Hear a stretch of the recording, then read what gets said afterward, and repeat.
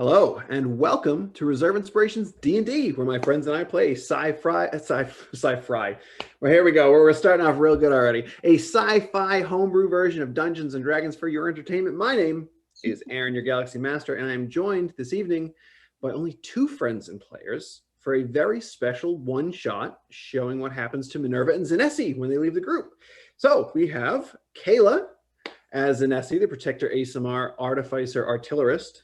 A little bit of an alliteration there. And Priya playing Minerva, the Scourge ASMR Gloomstalker Ranger. And I took a level in Rogue now too. Yes, I have that on your stats on the overlay, but I did not remember to mention that. So yes, 6 levels of Gloomstalker Ranger and 1 level of Rogue. The people need to know. Just a reminder, schedule, all of these episodes are at 7 p.m. on Twitch, but tonight is our one-shot featuring Minerva and Zinesi. Fantastic, exciting news. Wednesday the 5th is the last episode of The Adventures of Plonk. That's actually featuring Plonk, Tagartha, Cal, Tita, and Emmy. Woo! And then on Friday, May 7th, we're getting back on track with the new team. So it should be a pretty interesting upcoming week. If you are our patron on Patreon, you get next day availability of our content. If not, it'll be available the following Tuesday. So if you love the show and you want to help support what we are doing, definitely check us out on Patreon. Priya, you want to talk about social media? Yeah. Wow, I'm back into this role, I guess, because I didn't do it last time I played with y'all.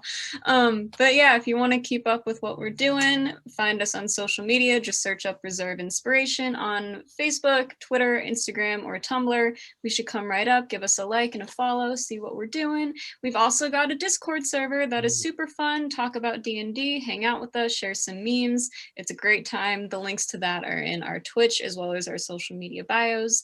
And yeah, I guess that's it for me. Okay. Well, I did also want to mention, definitely subscribe on YouTube, completely free. And if you want to on Twitch as well, we definitely appreciate that. If you have a Twitch, if you have a Amazon Prime account, you get 1 free Twitch Prime subscription each month. So send that our way. It's free for you. And Kayla, since last episode we said Priya was no longer doing space facts, so I decided let's let Kayla do it since we don't want to lie to the audience. So Kayla, can't make us out to be liars, so no. I'm going to be the first and maybe the last time I do this, so apologies if it's not great. But since we're doing like kind of dark shadowy themes this time around, I decided to kind of roll with that. So I looked up Bernard 68, which is a dark absorption nebula, or a Bach nebula, which is 400 light years away from us, and it is so close that not a single star can be seen between it and the sun, and it's just a void. It's a dark cloud. And something that is really cute, I think, is it looks like it wobbles like a soap bubble because of the heat and pressure on the inside pushing out, but there's also gravitational force pulling in. So it's like all wobbly, and eventually it'll collapse and turn into a star. What an adorable little void. Ah. Ladies, any other announcements that we have today? Don't think so. Well, I have one more. Though she is not here today, I would like to wish a very happy birthday to Lauren, who plays Tita. It is her birthday today, in fact. So happy birthday, Lauren. Happy birthday, Lauren. But I think that is the end of our announcements. So I suppose I will give us a little recap, and then we'll jump right in. So last time on Reserve Inspirations D&D, the party escaped the Gith Dreadnought Unity and met up with Plonk and her new friends in the Feywild. After a lovely reunion and some heartfelt goodbyes, Minerva, Zinesi, Modi, Nolgeteim, and their employer of sorts, Morticia, set off to the planet Shadowfell, where Nolgeteim is meant to remove a curse plaguing the leader of the Beating Heart Resistance. Ever since Unity, Nolgeteim has spells where she loses consciousness, or loses conscious thought, sorry, and begins to ramble about darkness overtaking her, and she will bring it upon us, and odd statements such as that. And a few weeks back, Modi had an all too realistic dream or vision where he saw Azazel fall at the hands of a grinning, or like grin wreathed in shadow. And then when Minerva tried to pray to Azazel and reach out to him, she was then intercepted by this same being. So today we will be picking up with everyone gathered on a combined Morticia's two-person shuttle and Modi's transport pod. Conditions are tight, very cramped. There's no real place to sleep besides kind of on the floor next to the built-in seats. There are two rooms. One is the essential cockpit of Morticia's shuttle, and the other room is essentially the open area of the transport pod. Morticia currently is in the cockpit area flying her shuttle. Nolgeteim is sitting in the furthest back chair, legs tucked to her chest and face in her knees. And Modi is just kind of sitting there, twiddling his thumbs. Doesn't really seem to have much to do. But what are the two of you doing in this tight, cramped place? I mean, I kind of want to get down to business. So unless there was anything that Zin wanted to do. All right. So I guess I'm going to go over to Morticia. Sure. Yeah, you can kind of saddle up in the other seat in her cockpit area. Yeah. Does this thing have a autopilot? Can you put it in drift for a second? I think we should probably all talk about what it is we're getting into. Yes, this is very possible, of course. And she'll put it into autopilot. Yes, of course. Shall we gather? Yeah. I'll get up and I'll start walking over towards I feel like we're not gonna get Nolg to move ever, so I'm just gonna like go in that general direction. Yeah. That's a good point. That's probably accurate to say. Yeah. I'll like motion to Zin and Modi as I'm going, just to kind of like follow. All right. Modi will kind of get up. Pain in the back today. He'll get up and kind of hobble on over. You need any healing, or is it just sleeping up against these chairs, not very comfortable. Yeah, true. Anyway, what's going on? Well, I'm gonna look at Morticia. I thought we should know a little bit more about what exactly we're getting into, since we don't really know much beyond that we need to get rid of some guy's curse. But Morticia, can you give us a little bit more context for what's going on your planet? Yes, of course. So the Feywild, a little out of my depths today. The Shadowfell has been plagued for centuries by different variations of the undead. There are ghouls and ghasts, zombies that roam free. There are hierarchies of vampires. And if you are questioning, no, I am not a vampire. I'm a dhampir. It's sort of a hybrid. Interesting. Smiles. But our group, I don't have my notes anymore. Sorry. The Beating Heart Resistance is one of the last groups of humans, living beings that exist on Shadowfell. And we have been protecting our main city for many, many years with General Lorik at our side. But unfortunately, in battle, he was wounded and bitten by one of the vampire lords. Since then, we have kept him awake so that the curse does not consume him. But it has been days. If we do not hurry, he will likely be insane. So the curse only takes effect if you fall asleep? Fully. I can see him going through the various beginning stages, things that I went through before my transformation was cancelled. It is possible he will have the same affliction as I at this stage, but that is better than him being completely undead. What do you mean when you say your affliction?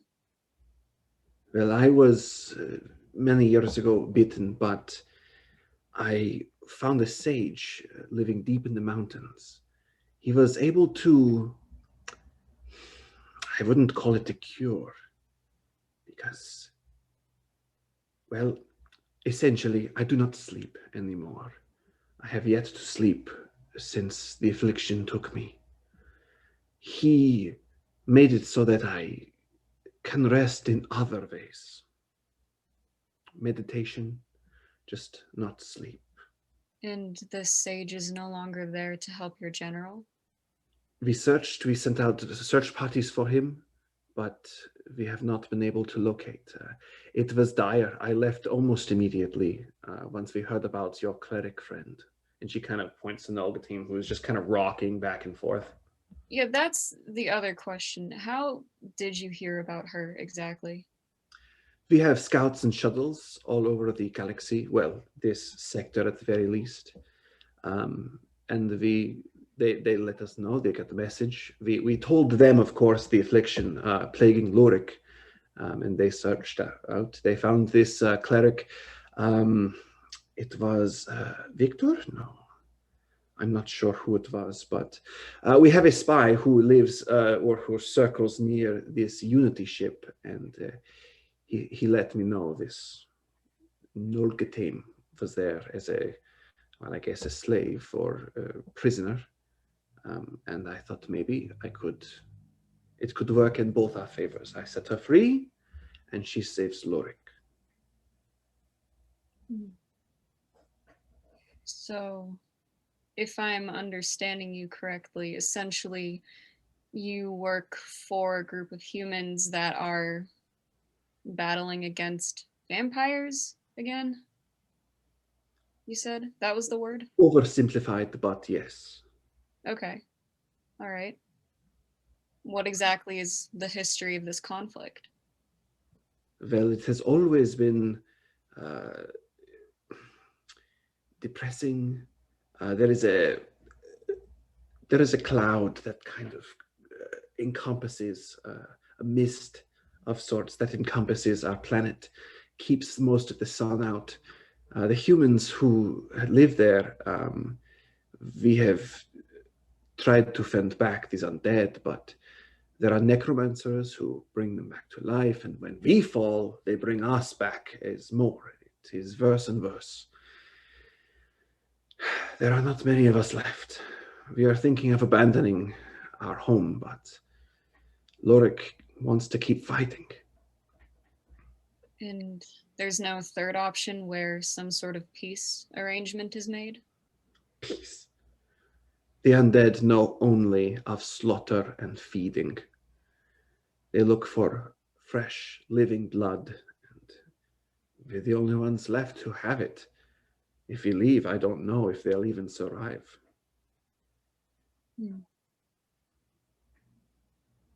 I kind of look over at Zin and I'm like, what do you think about all this? I mean, you've generally been more strategic than I have ever been.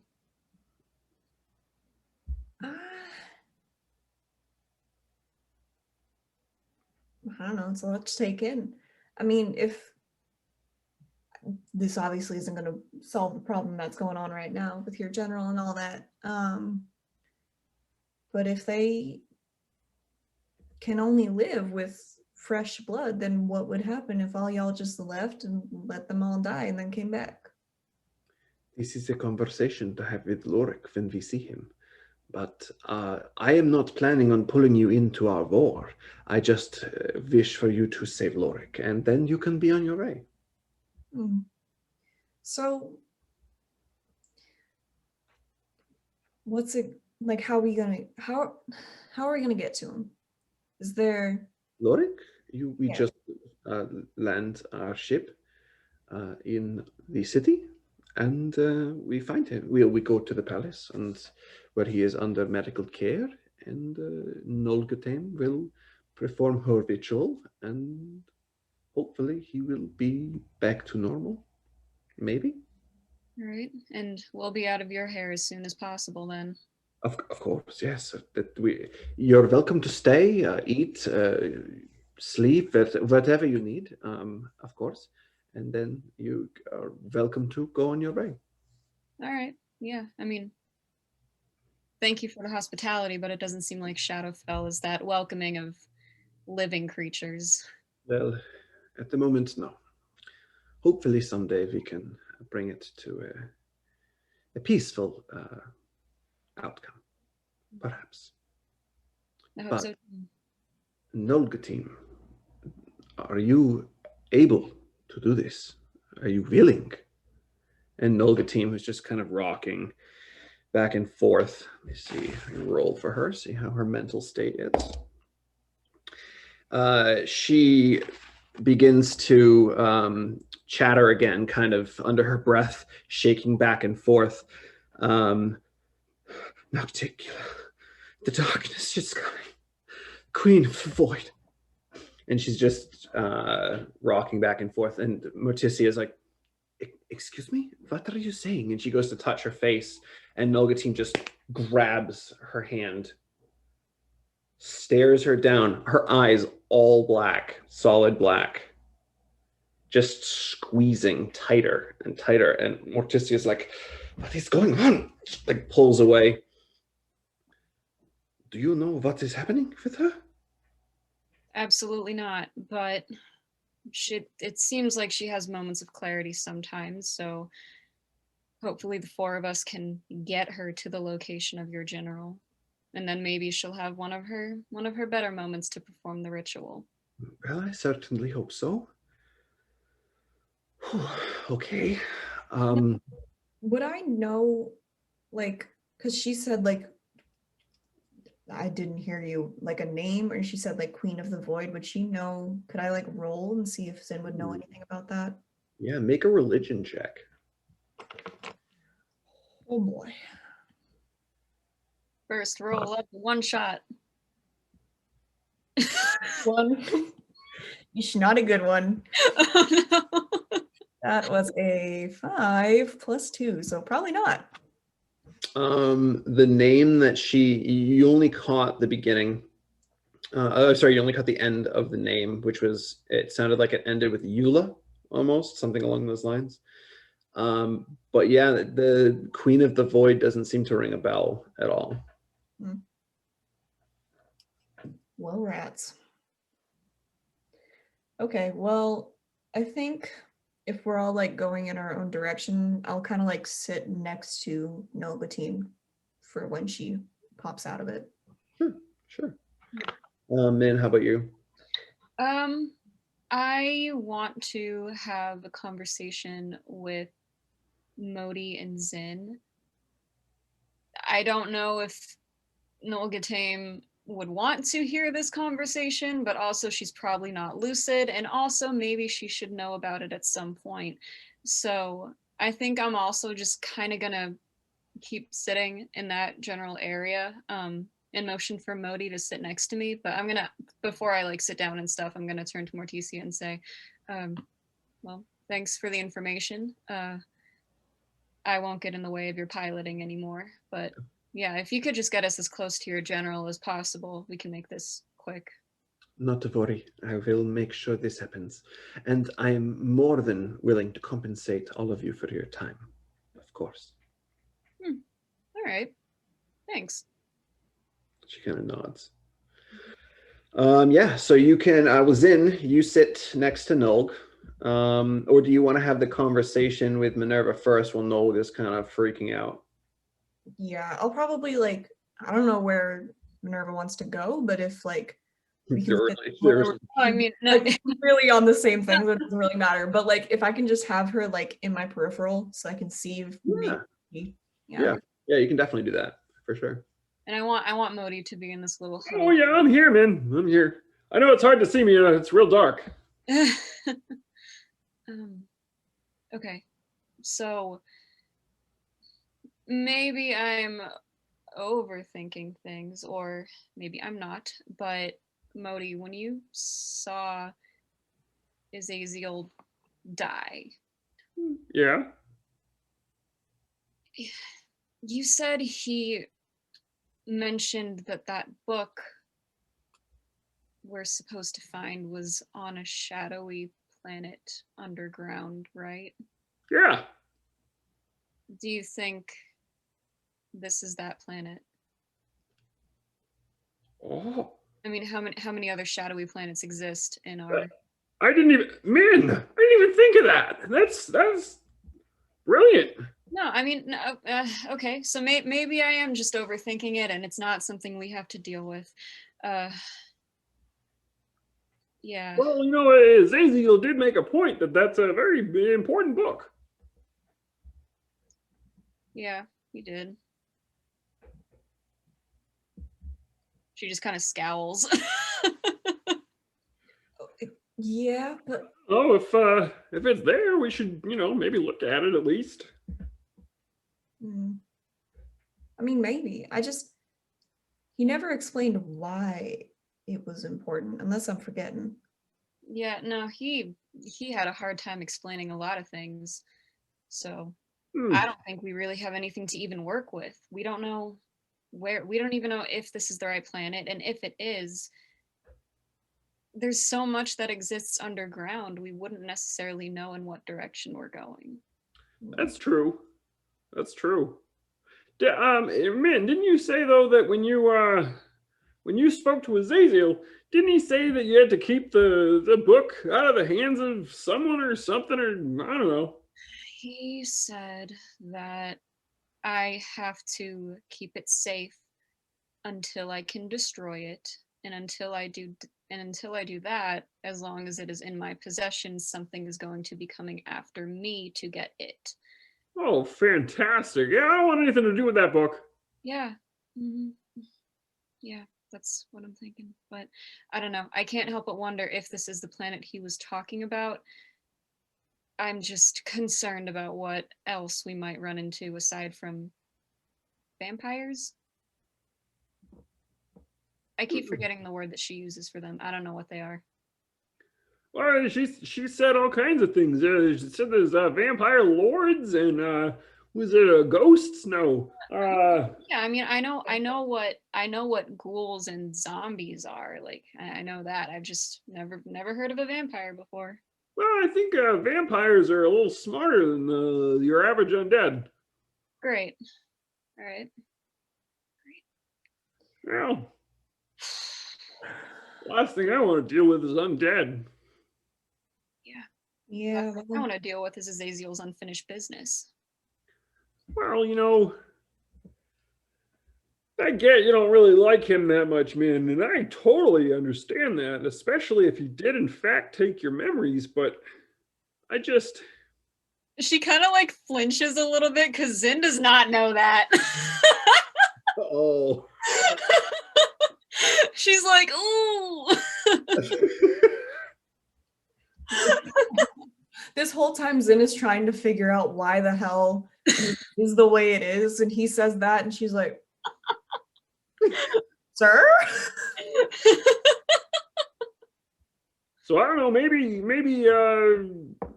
getting this book is the right step in the direction of getting your memories back. I don't know. He did what?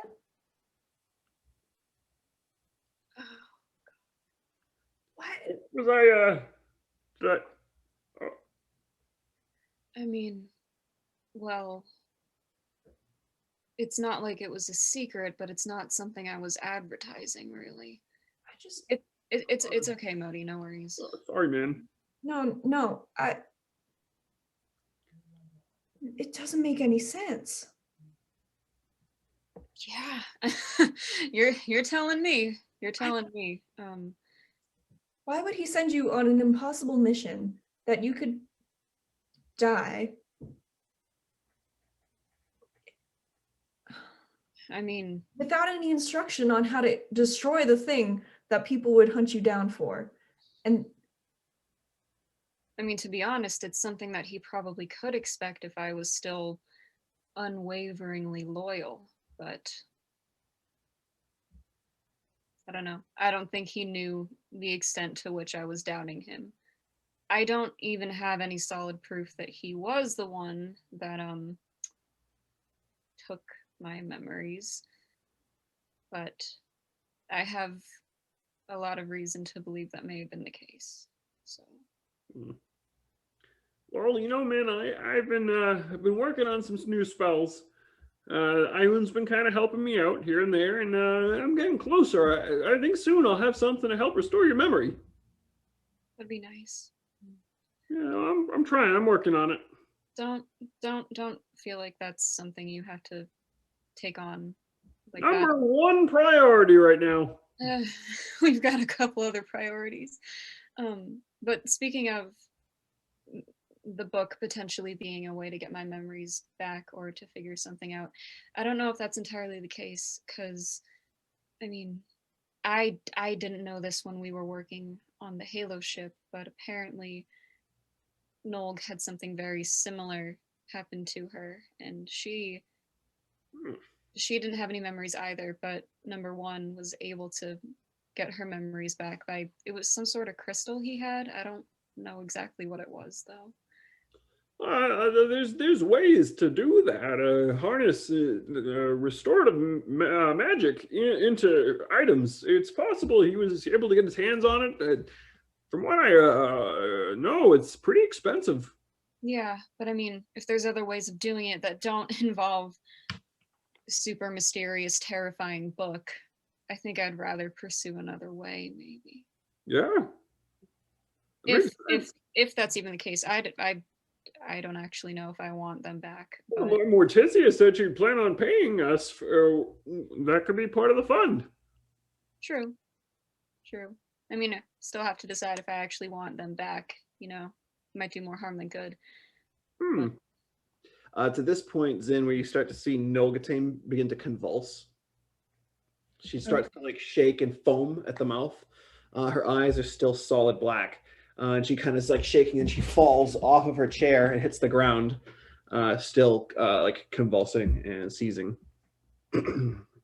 okay, well, I mean, she can't do much, but she's gonna roll over and be like, eh. You good? She's just this, her jaws like clenched tight, and she's foaming at the mouth. She seems to be freaking out. Shit, I have no idea what to do. I guess like the only thing I can think of is she would like get one of her sticky notes out and cast light on it, and maybe that would do something, because she's talking about the darkness, and I don't know. Right. Yeah, so you cast light, and you're kind of holding the sticky note, with the sticky part kind of on your hand overhead, just kind of waving it back and forth. It doesn't seem to have any effect. She's just convulsing. But this unless you have anything else you want to do, no. It just kind of, after a few moments, she stops and she shoots up, and her eyes are back to normal. And she says, she sent a demon. We have to stop her. Who is she, and what demon is this? Do you not know? There's a lot that I don't know. Explain. Nocticula. You're not familiar? She's a demon far from here, but she means to cast the entire galaxy into darkness. All right, so where is she sending this demon to? I don't want to go there. She starts to kind of like back up toward the chair. Okay. Let's just take a minute. All right. You've obviously just seen some stuff. So why don't you just sit down for a second and kind of, I don't know, collect yourself maybe. And do you need something? I'm trying my best here. I saw her and I saw him, and We need names, not just her and him. Who are these people? Minerva. Give her a minute. Nocticula, and she's the queen of the void, and her brother, but also her lover. Oh, The fuck? Gross. He's the smile that you saw, Minerva.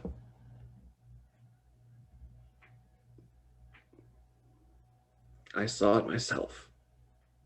You too, Modi, the one you saw. The one who killed Zaziel.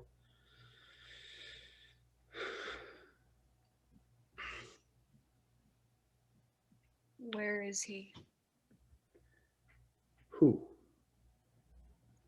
The brother, the one with the smile. I assume also in the abyss. I'm not sure. I saw shadows, a large shadow traveling through space. Are these people we're going to run into on Shadowfell? Do you think that they're heading there? She kind of just puts her head down in like a confirming way.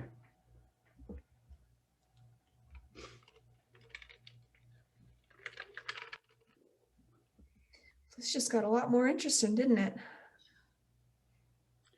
I don't know if I'm ready to be fighting demons. What?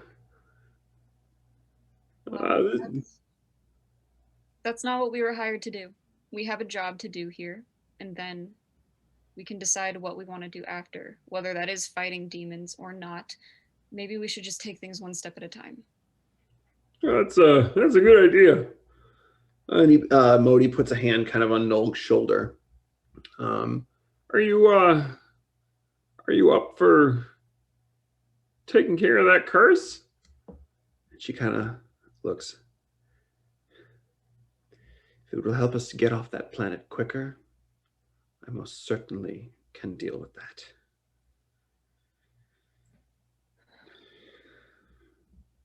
The sooner you do it, the sooner we can leave. Yes. Anything else? She just kind of sits back in the chair, and she's not like rocking back and forth like she was when she had her head in her knees or her face in her knees, but she's definitely kind of still rocking a little bit, like just trying to breathe. And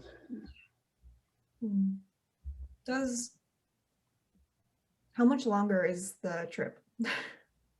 it's probably another, well, you guys are leaving Feywild. Total trip's probably 3 days time. I would say you've probably gone a day, and then this is happening in the second day. All right. Because Modi's back was hurting from the sleep. So Yeah. All right, Modi's back problems. Okay, cool. So before we kind of not really go our separate ways because we're stuck in a tiny ship, but before we kind of disperse, I want to kind of just like put the sticky note on the arm of her thing or whatever and be like, I don't know if this does anything for you, but you know, when it goes out, I can light it back up.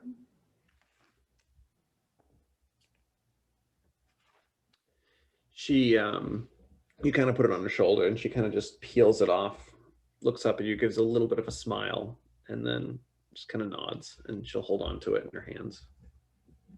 Just kind of looking down at the light.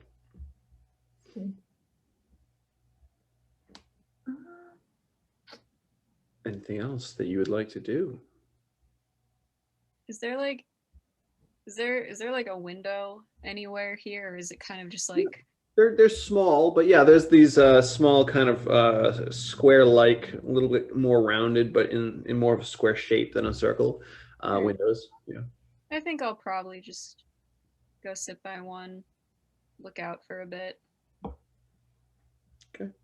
I know we don't have that much time, but while she was talking, Zin was taking notes on sticky notes, and she started like a serial killer wall. Like, this goes here, and then that goes there. Are there any questions in particular you're looking for as you're kind of doing this? Oh geez. There's so much. Only 1,000,000. 1,000. Like, why did Azazel take Minerva's memory? Did Azazel take Minerva's memory?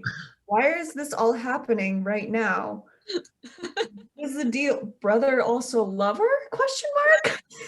As you're kind of looking at that one, Modi's like, That's pretty gross. I'm not gonna lie. Yeah. Yeah. Yeah.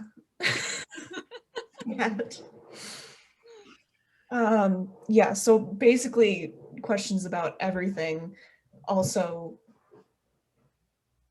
everything. okay. Yeah, I didn't know if there was like any one particular thing that you were kind of trying to draw a line to, but you got like a ton of questions, so. I have so many. Yeah. They're all, I feel like they're either all gonna come together and make this great big picture, or I'm gonna know absolutely nothing. Fine. Well, we'll find out now, won't we? I guess. All right. So over the next day and a half of travel, is there anything that you would like to accomplish? Again, you have this really small area, but is there anything you want to do? If there's a moment where Nolg looks a little bit more lucid, I have something I would like to do if/when that should occur. Sure. I would say the rest of that day that we were just dealing in, she seems pretty standoffish. She does she seems to be comforted by the light that Zin gave her. But she's kind of seems a little off still. The next day though, waking up in the morning, she seems a little, not, I wouldn't say cheerful because she's never really cheerful. But she seems a little more with it today. Okay. All right. Oof. All right. This is either going to be good for the healing process, or this is going to ruin her day. So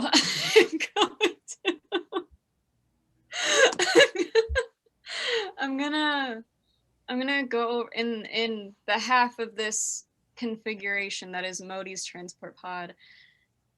I'm gonna go over to the crate where I hid number one's mask. I thought you already gave it to her, didn't you? No, I asked her if she wanted it. Oh. I asked her if she wanted it, and then she said, "Fuck you," and then I left. That sounds about accurate. Okay. Okay, yeah, so I'm gonna go fish that out of the crate that I hid it in. And I guess I'm just gonna walk over to her, and I'm gonna, Yeah, she'll kind of like look up. yeah, I'm gonna place it down at her feet, because like I don't really know if she wants to touch it, but I want her to have it, and I'm gonna put it down at her feet. Okay. And in doing so, I'm just going to say, listen, you can hate me for the rest of time. All right, I'm fine with that. I just have one question that I really would like answered. What? Did you always have the name Nolgeteim? That's a good question.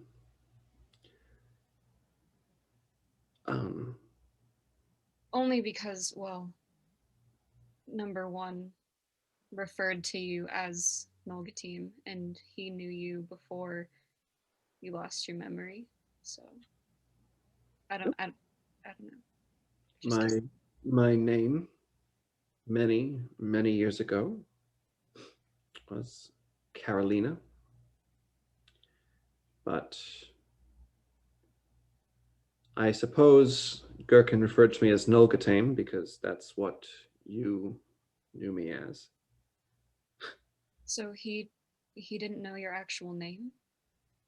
Oh, he did. Then Of course. why wouldn't he call you by your actual name when he found you again? Are you now? I'm trying to think of the specific point in time. Are you talking about when he restored her memories? Yeah, because like I remember when Minerva was on the ship with the Obsidian Order, like tracking down Nolg for that first time and going to the Halo ship. I could have sworn that whenever, because like I know that he called her number 4, but whenever Minerva would call her Nolgeteim, he didn't seem to question it. Well, probably because that's what you always knew her as before, well, after the order. Like when you both lost your memories and you became Minerva. I don't even know if that's your name. And you, and she became Nolgeteim. That's what you've always known her as. So when you said that, he probably didn't correct because that's what you called her. And he just kept calling her that like all this time? I don't believe he ever, maybe once in front of you because that's what you know, but I don't think he ever did. Usually it was 4. All right. Okay. But yeah, so I guess that is my It's question. definitely possible, and that would just be a mistake on my part, but Yeah. Anyway, that's what I wanted to ask her. Okay. Yeah, her name. Carolina. And I'm assuming you don't know yours?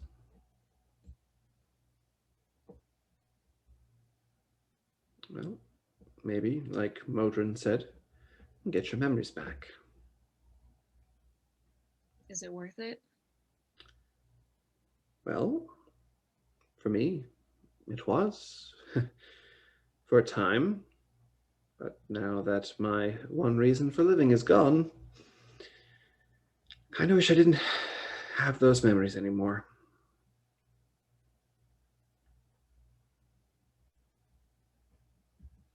How did you get the name Nolgeteim? That is what Azazel called me. When he had me join our little ragtag group. That's interesting. He didn't call me anything. I went for a week without a name and picked one that I thought sounded nice. Well, you were always an independent one. I'm sure that if he tried to name you, you would have fought back in some way. Or I just would have believed him. I don't know. That's true. It's possible. Yes, we were both duped, I suppose. Do you know why he did it? I mean, it's not like he's alive anymore and we can't just ask him, but... Well, if we had his body, I could ask him. Well, I've lost my mask, so I have no way of finding him, and I don't even know how to begin to track down the body of a dead Solar.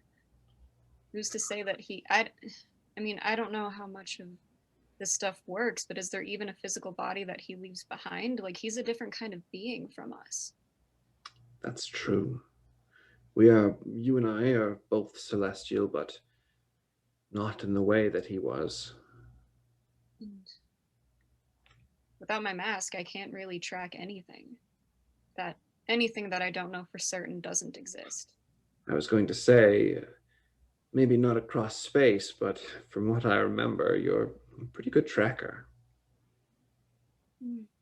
Again, I'd have to know it actually exists first, but do you know why he did what he did? I guess maybe I'm asking 2 questions of you, and maybe I don't deserve the answer for the second one, considering everything that's happened, but... I honestly don't rightly know, but I assume he maybe, and makes me ill to even think it, maybe he thought that the life he was giving us was better than the one we had. And that he needed people on his team with different skill sets, and we had what he needed. Maybe it was a pity for us, or maybe he just was an awful being. I don't know. I find it hard to believe that he thought he could be giving you a better life, considering you had a husband, someone that you loved very dearly. Well, if I don't know, obviously you probably don't remember, but to give you a bit of clarity, you and I were on a job, and it went south, like it sometimes did. We had to split up, and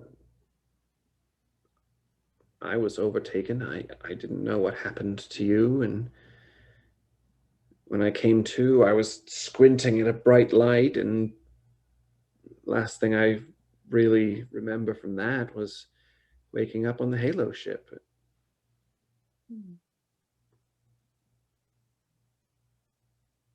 Interesting.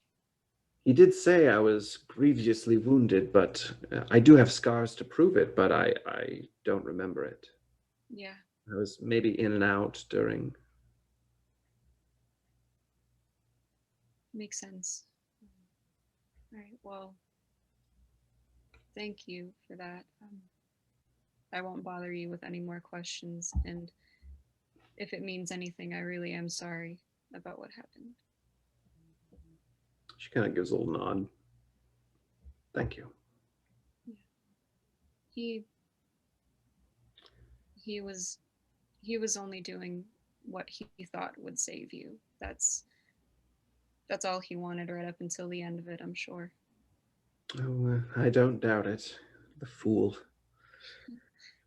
Well, suppose we should get some rest before we arrive in the Shadowfell. Right.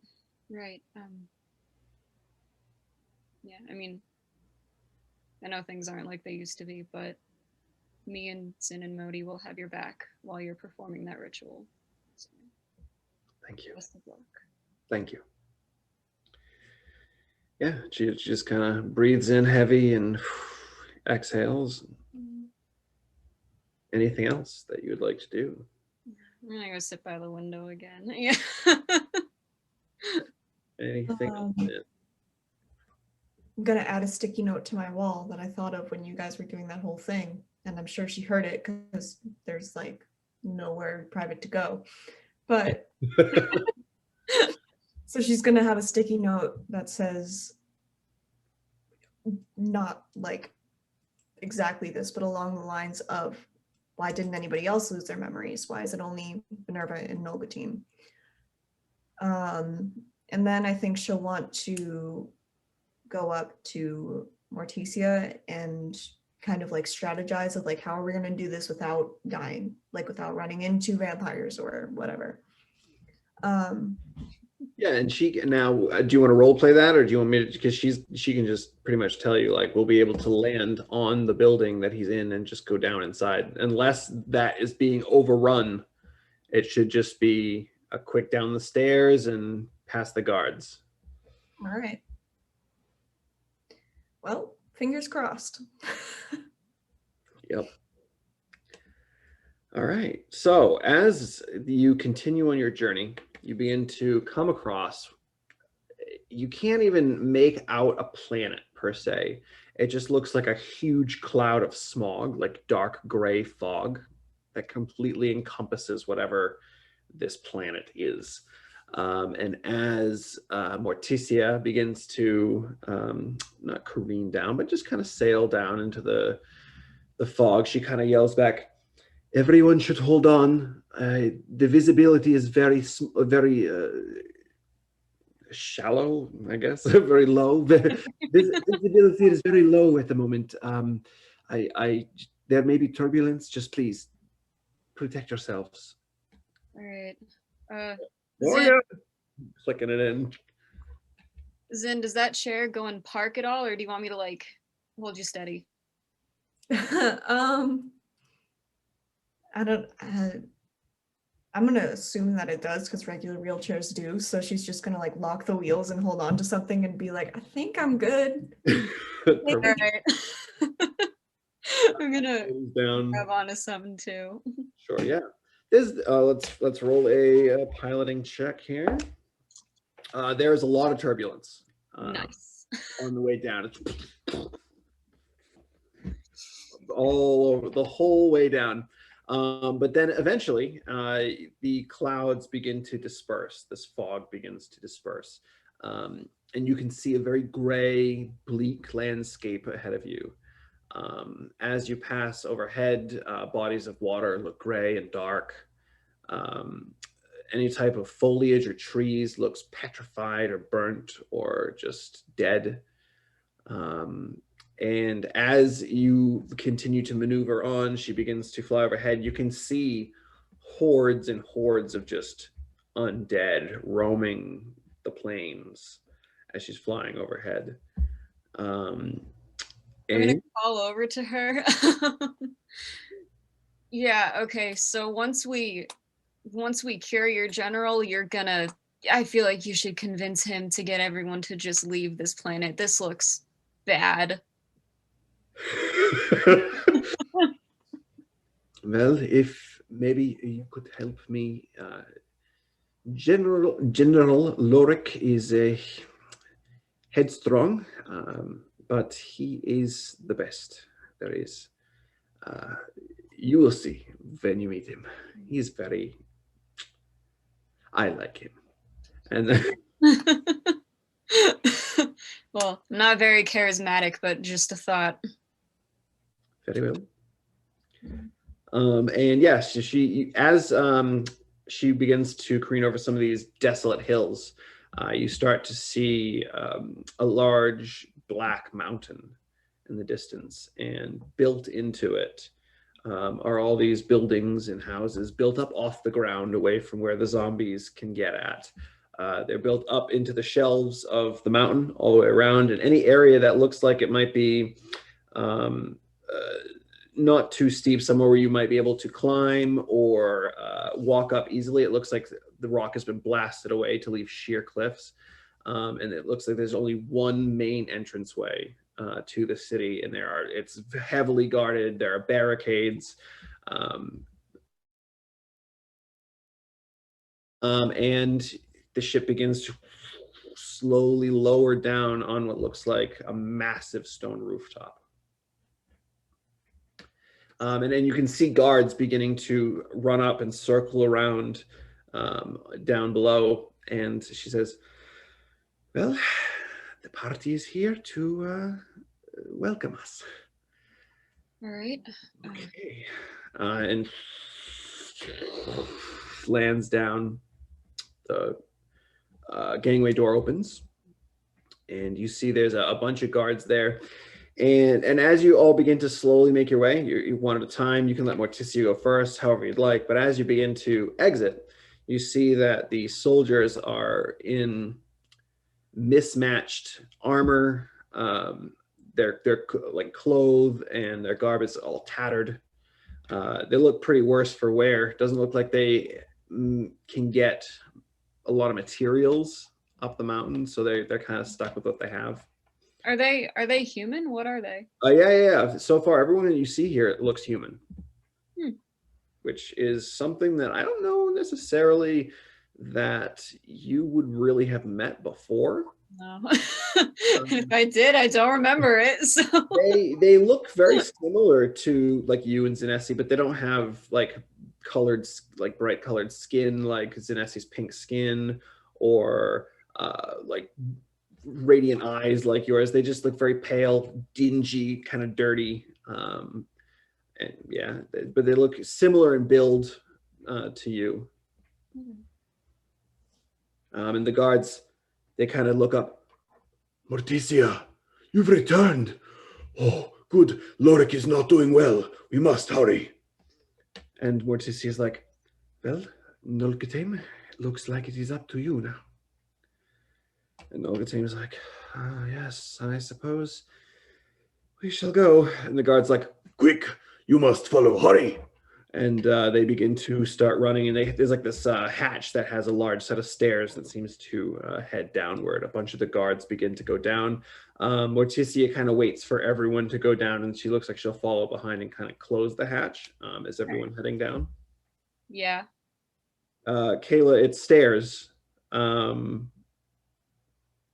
I'm sure Min can help you. Yeah, I can Can she like hover and then? I feel like even that Morticia would be like, she'll snap and a couple guards look at attention. She's like, please help her. And they'll come over and they'll like lift you and bring you down the stairs. I mean, I can carry Zen if one of them like carries the wheelchair. carries the chair. Yeah, that's fine. And you can even, if you want, like they go to take her and you just kind of like stop them like, no, I got it. Yeah. Just All kind right. of they're like, oh, okay. Modi will kind of come up to you, Min. This place kind of gives me the heebie-jeebies. Yeah. Bad energy. I don't really like it. Yeah, we'll just try to get out of here as quickly as we can, I guess. How Agreed. did you scoop me so that I can know what I look like when I deliver what I'm about to say? What? How did you scoop me? Like fireman's carry? I feel like yeah, just like a fireman's carry. over the shoulder. She'll kind of like turn around so that she can be part of the conversation and be like, well, I mean, hopefully it's just in and out. We can just get back on the ship and leave. That's all I want this to be. Yeah, I wouldn't mind. But they lead you down these stairs.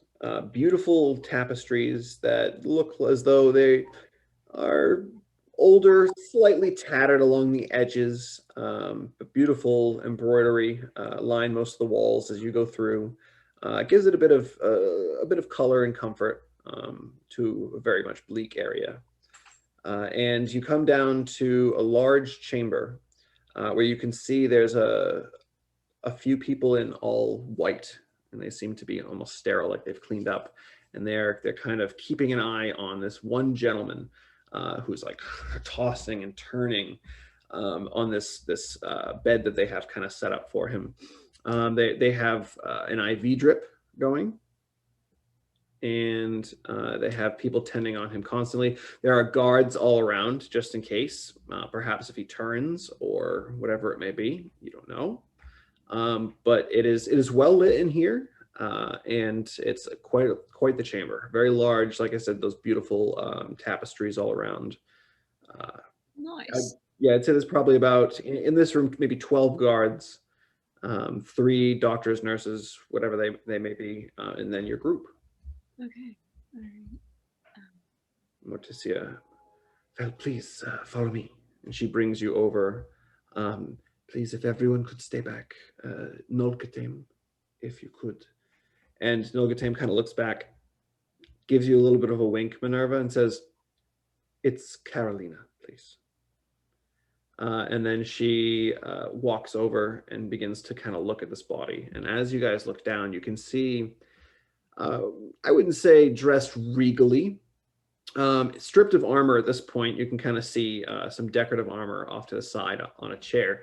But he's got just like a tunic on, sweating profusely, pale skin. And you can even see as he's kind of shaking around, his incisors have grown slightly, not like fully. Uh-oh. a little bit. And the doctor kind of, as they see you all approaching, comes over and she says, we have done our best to keep him awake. It has been over a week at this point. Delirium and delusions are setting in. Is this the miracle worker?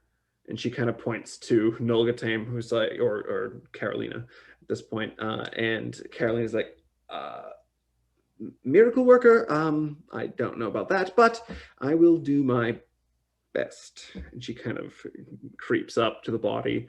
And as she kind of creeps up, you see some of the soldiers almost instinctively take a step forward as if to like, whoa, but then kind of ease back as they see her kind of gently like running her hands across his forehead and whatnot. I'm also gonna put Zin back in her chair when we're on level ground. I assume so. Yeah. Modi's like, oh, this gonna be pretty entertaining. I wish I had a snack right now. Watching this unfold in front of all of you. Modi, if you could have anything in the universe to eat right now, what would it be?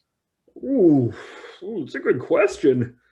All right, there's this thing. It's a vegetable, but people take it and they heat it up, and it pops, and then it's got the little white fluffiness. I put like salt, butter, things like cheese on top. It's pretty good. I don't know if I've ever had that. We're gonna go get that. Sometimes I dip it in chocolate. Oh, nothing better. We're gonna go get that once we're done here. Oh well, yeah. Oh, I'm ready. And it's at that point, as you guys are having this conversation, Zin, if you're paying attention, you kind of see Nolgeteim kind of running her hands up and down this gentleman. And he's, for a human, he's probably about 6'2", quite tall, pretty athletic build. He's got that kind of triangle situation going. Yeah, she kind of is running her hands, and then all of a sudden, just this burst of golden light begins to radiate from where her hands are pressing down on this chest. It's almost blinding. You have to kind of look away for a second. And then the entirety of Loric's body begins to glow. And you see begins to thrash. And let's see how well this move curse works. You see I'm trying to think of how I want to describe this. Yeah. So the glowing energy begins to dissipate, and his skin, you see his cheeks begin to become rosy. Again, his teeth, they do keep a slight growth to them, but for the most part, they kind of retract back, and his eyes, which were bloodshot, begin to clear. And he's just laying there. Heavy breathing. Is it over?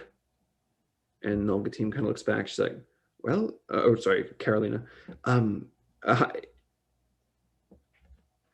think so. And Morticia kind of goes over and she's like looking at him, and she can see all of these features kind of retracting and leaving his body. She turns and just jumps and gives Nolgeteim or Carolina a huge hug. And she's like, you see Carolina's like stunned, like, what do I do? And Aww. it's so cute. But it's at that moment that you begin to hear a loud screech from outside, and screams. And Morticia, she whips around. She runs. You just see her run over to where the balcony is and kind of looks out. Grab my notes here.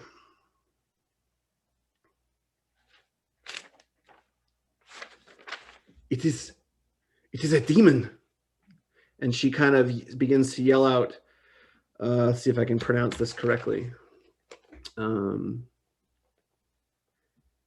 fliehen Maus.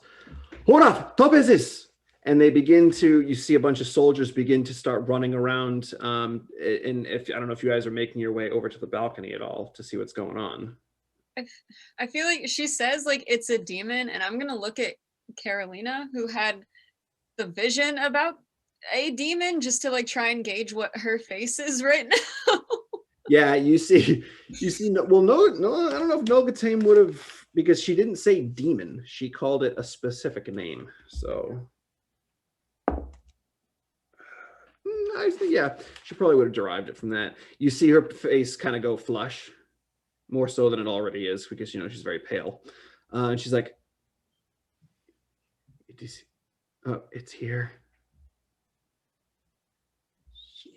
It's I wanna team huddle with Zin and Carolina and Modi. Yeah. They quickly huddle in. Okay, Carolina, you think this is it? That's that thing you were talking about earlier? I can only assume. If I get a look, maybe I can tell you for sure. Are you gonna be gone if you see it? Am I going to be gone? I would hope not. Well, Oh, you mean? Oh, I don't know. all right. Are I shouldn't have given that wand to Emmy. Damn it. are we are we dealing with this? Is this our fight, or are we leaving? I don't know. And Nolgeteim, I'm gonna keep doing that because I'm so used to calling her Nolgeteim. Carolina kind of looks at you and she says, "Well, I have no other purpose. I might as well try to deal with this." Okay, Minerva will just like reach back, put a hand on one of her swords. Let's go. All right. the guards that were in this room with you, a couple of them stay by Lorik, who seems to be waking up at the moment. And then a bunch of them run out to the balcony, and you can see them brandishing their bows, and they begin to start firing out into the square. As Nolgeteim, she kind of looks to the three of you and she says, "I'm going to take a look." And she begins to walk over to the balcony. Lorik kind of,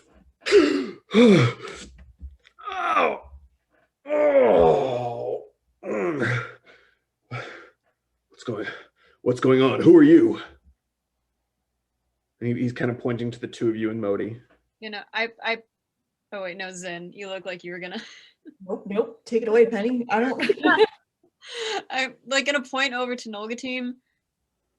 She's the one that just saved you. Nolgeteim's gone. She's at the balcony. Okay, yeah. Well, yeah, whatever. Your curse is broken. There's a demon outside. He's like, "What?" And you see him jump up, and he's like, "Oh!" as he's getting up.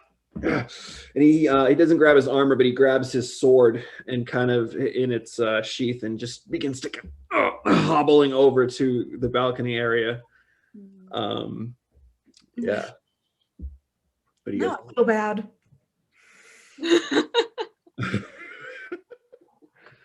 God damn it. Okay. Fine. I guess she'll roll over and look. Yeah, okay. Min, you too? I'll go if Sin goes, yeah. Modi kind of goes and he's like staying behind the door frame, just trying to like look out. And what you see down in the square, there's this thing that almost looks like a well. It's like a kind of 10 to 15 foot wide drop down into darkness. And there seems to be some sort of magical force field that covers the whole of it. And there's guards all around. They're trying to fend off. And what you see is this large, and it's difficult to make out because it's completely like shrouded in shadow.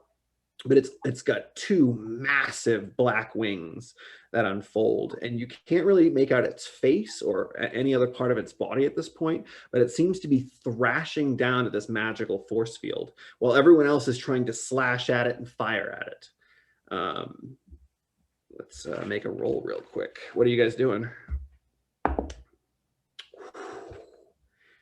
You see, what are you doing? Because you see the energy, and you can see the magic beginning to separate as if it was like, I don't even know a wicker basket. When you pull it and the wicker begins to stretch across, you can kind of see the energy beginning to kind of rip apart from above.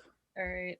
I know that Carolina has made up her mind about doing this, I guess. So I'm gonna look at Zin and Modi, and I'm just gonna like one last. Are we doing this? Nolgeteim or Carolina at this point, she looks over. I'm in, And you see her just kind of hold her hands out and fire a beam of energy down at it. Modi's like, I'll help here, but if it goes down there, man, I don't know. I don't know if I can make it down there. Yeah. Okay. All right. Zin, what are you thinking? Well, I already told you I ain't losing any more people, so. All right. Okay. If it gets bad, we'll run. okay. You see this beam of energy kind of strike the creature in the back, and it kind of reels back for a second. But it almost looks as though the energy that she just cast against it didn't seem as effective as you would think radiant energy would be against a demon like that. Oh no. You see the tips of the wings that has the two large spike-like claws, one on either side. And you just see the two of them tear down into the magic and just rip it. And then you see two massive meaty hands just out of the shadow grab two guards and just kind of squeeze them and rip them in half, and then leap up and down into the well. Lorik is like, "Oh, we must after it, come!" And Morticia is like, no. You will stay here and heal, make a defense, but you're not going down there. And he's like, but I must. We cannot let it get the tome. She's like, I will not let it get the tome. And she begins to make her way. She's like, are any of you coming with me? What tome are you talking about? You don't know? No. What? The tome of the Evernight. God damn it. God fucking damn it. I guess it's our problem now. All right. Like hell, you're going alone then. So everyone begins to make their way down from the balcony, down the side steps, and kind of curl around to this market area. And you look down into this hole, it just goes. You don't see the bottom. What happens if it gets this tome, Morticia? Well, if anyone with evil intentions were to get their hands on this book and cast the spell within it, then it is possible for that being to blot out the sun. And not just fun. They can use it as often as they like. Lovely. So, how do we get down there? We climb. We climb. Well, of course. And you see soldiers beginning to run out with this. They're just pulling it, just continuously going. This rope ladder that does not stop. It is. They start to lower it down, and it just keeps going and going and going and going. Right, so, rather than all that, how big? You said like a 10 to 15 foot hole? Yeah. It's about 12 feet across diameter. Okay. She's going to turn to Morticia and be like, so how far down does this go? It is about a mile. I've been down here before. I can guide you, but well, I'll tell you when we get there. And she begins to climb down. Zin, if you hold on to my back, I can get you down the ladder. Someone else can carry your chair, maybe. Let me look at the strength level of our friends here. Nolgeteim is not too weak. Can I forego all of that and just jump in and cast Featherfall on myself? Yes. Now, are you going to cast it immediately? Because it only lasts for a certain amount of time. I think... Oh, Jesus.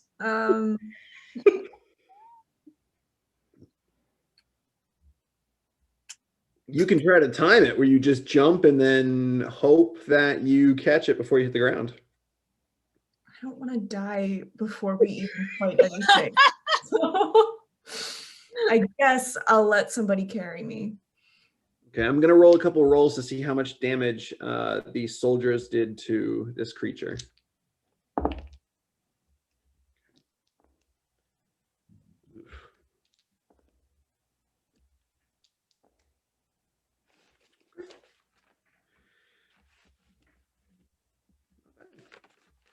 for crappy soldiers. R.I.P. To us. to us. Yeah. Right. Morticia is already kind of climbing down. She's like, if you need, I can carry your chair. Up to you.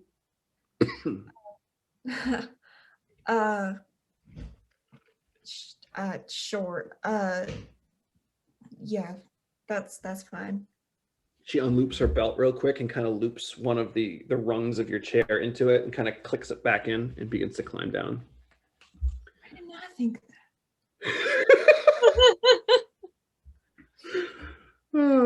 But yeah, so what is the marching order? Is she's first, obviously, Morticia. Zin, are you okay holding on to my back? Sure. All right, I will. Man, you know I would follow you anywhere, but do you want me to just kind of stay with this guy? And he points to Lorik and says, I can make help make a defense just in case it gets out. Whatever you think would be the best course of action. I Well, trust you to make the right If you need choice. me down there, man, I'm there, but I don't know how effective I'll be. I might slow you down. Okay, if you think you're more useful up here, then that sounds like a good idea. All right. Good luck. oh, hold on. There was something he wanted to do before you go down there.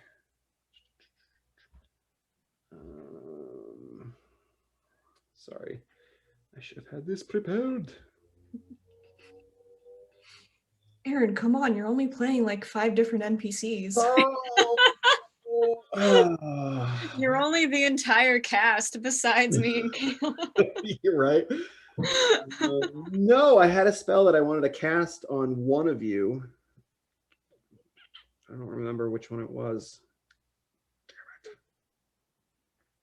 Must not have been that important then. We'll be fine.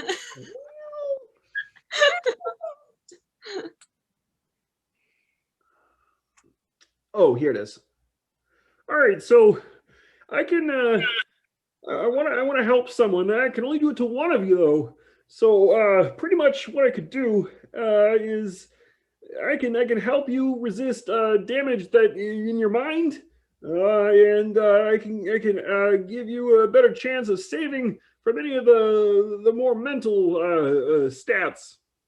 I don't know how to say that, but you essentially would get resistance to psychic damage, and you'd get advantage on intelligence, wisdom, and charisma saves for an hour. Ooh. Intellect Fortress is what he has. I can give it to one of you, whoever wants it. I mean, he's pretty much saying of you two because the Morticia is already gone. Zin, do you want it? I don't know. Do you want it? Modi, give it to Zin. All right. And he just touches your forehead, and you feel this warm energy just kind of course through your body. So you now, for an hour, have resistance to psychic damage, and you have advantage on all intelligence, wisdom, and charisma saving throws. Cool. Okay. Make sure you mark that down. So before we start climbing down, I'm gonna look up at Modi and just say, see you in a couple minutes.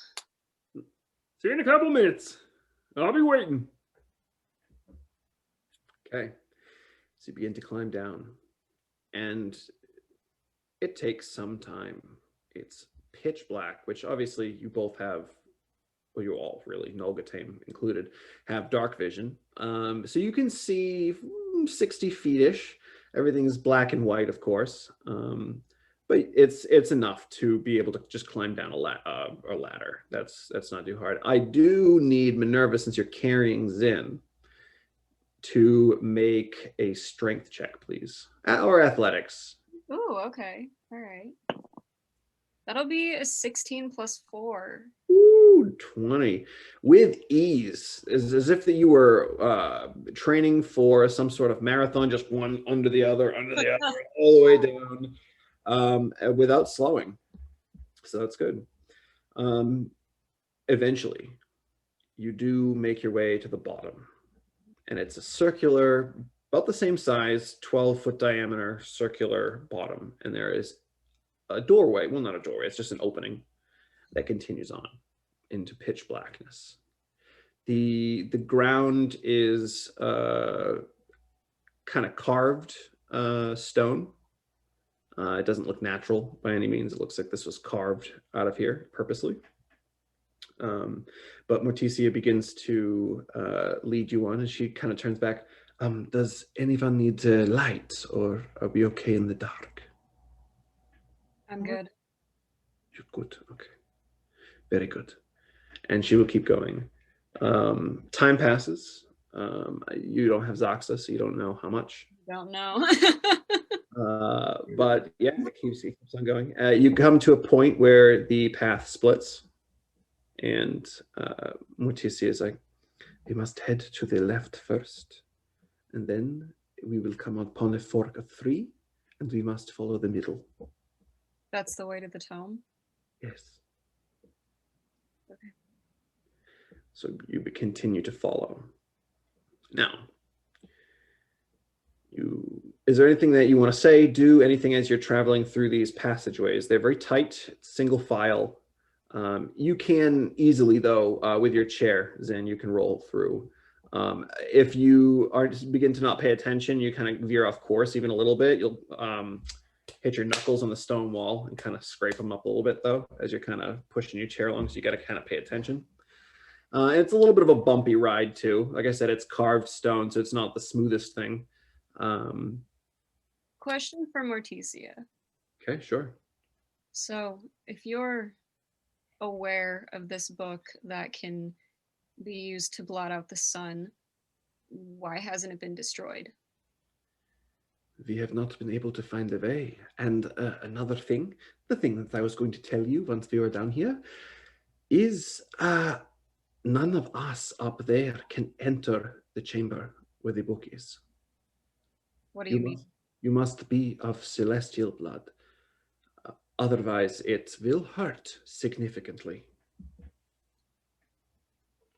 Well, do most demons have celestial blood? Is it even going to be able to get to it?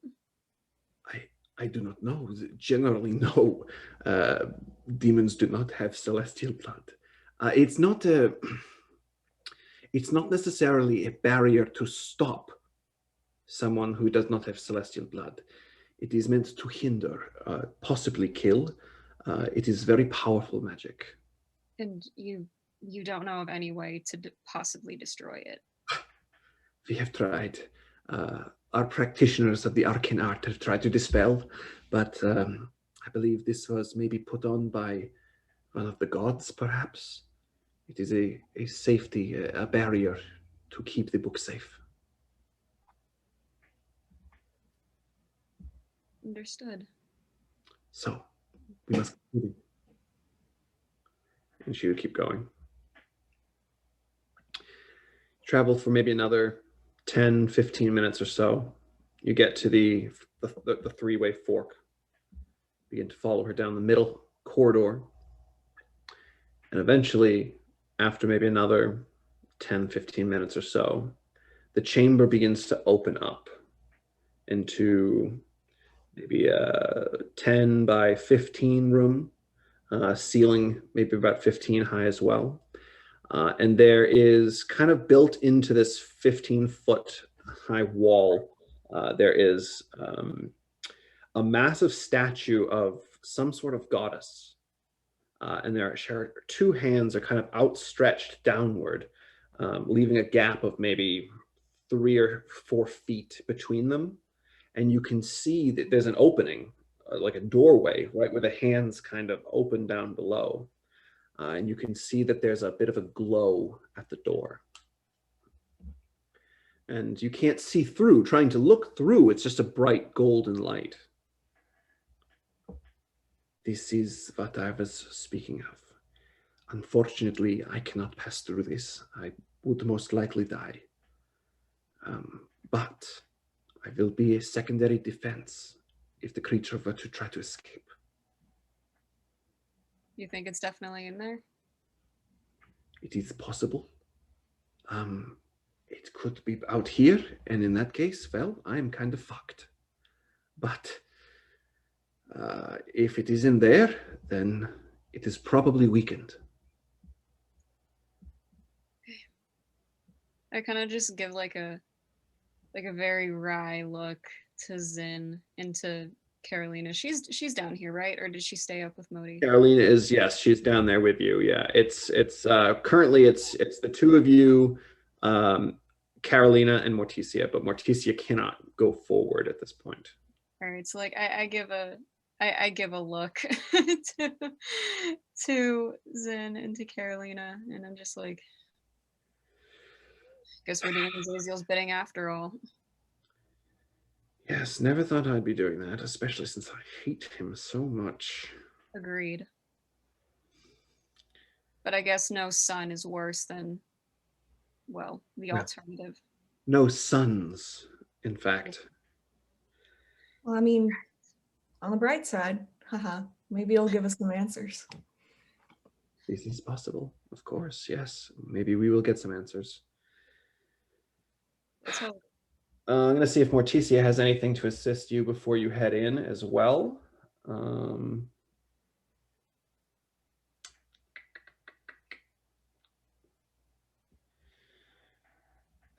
Okay.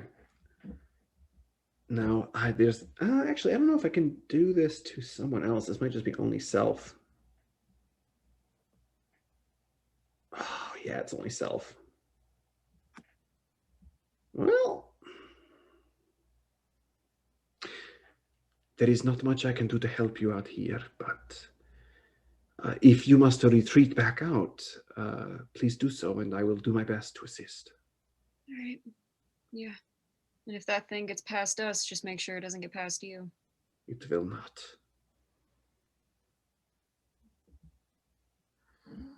Okay, well, Good luck. you too. And she'll just kind of pull her scimitar out, kind of wave it around. I'm ready.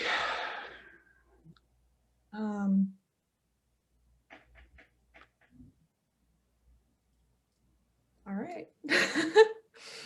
Godspeed.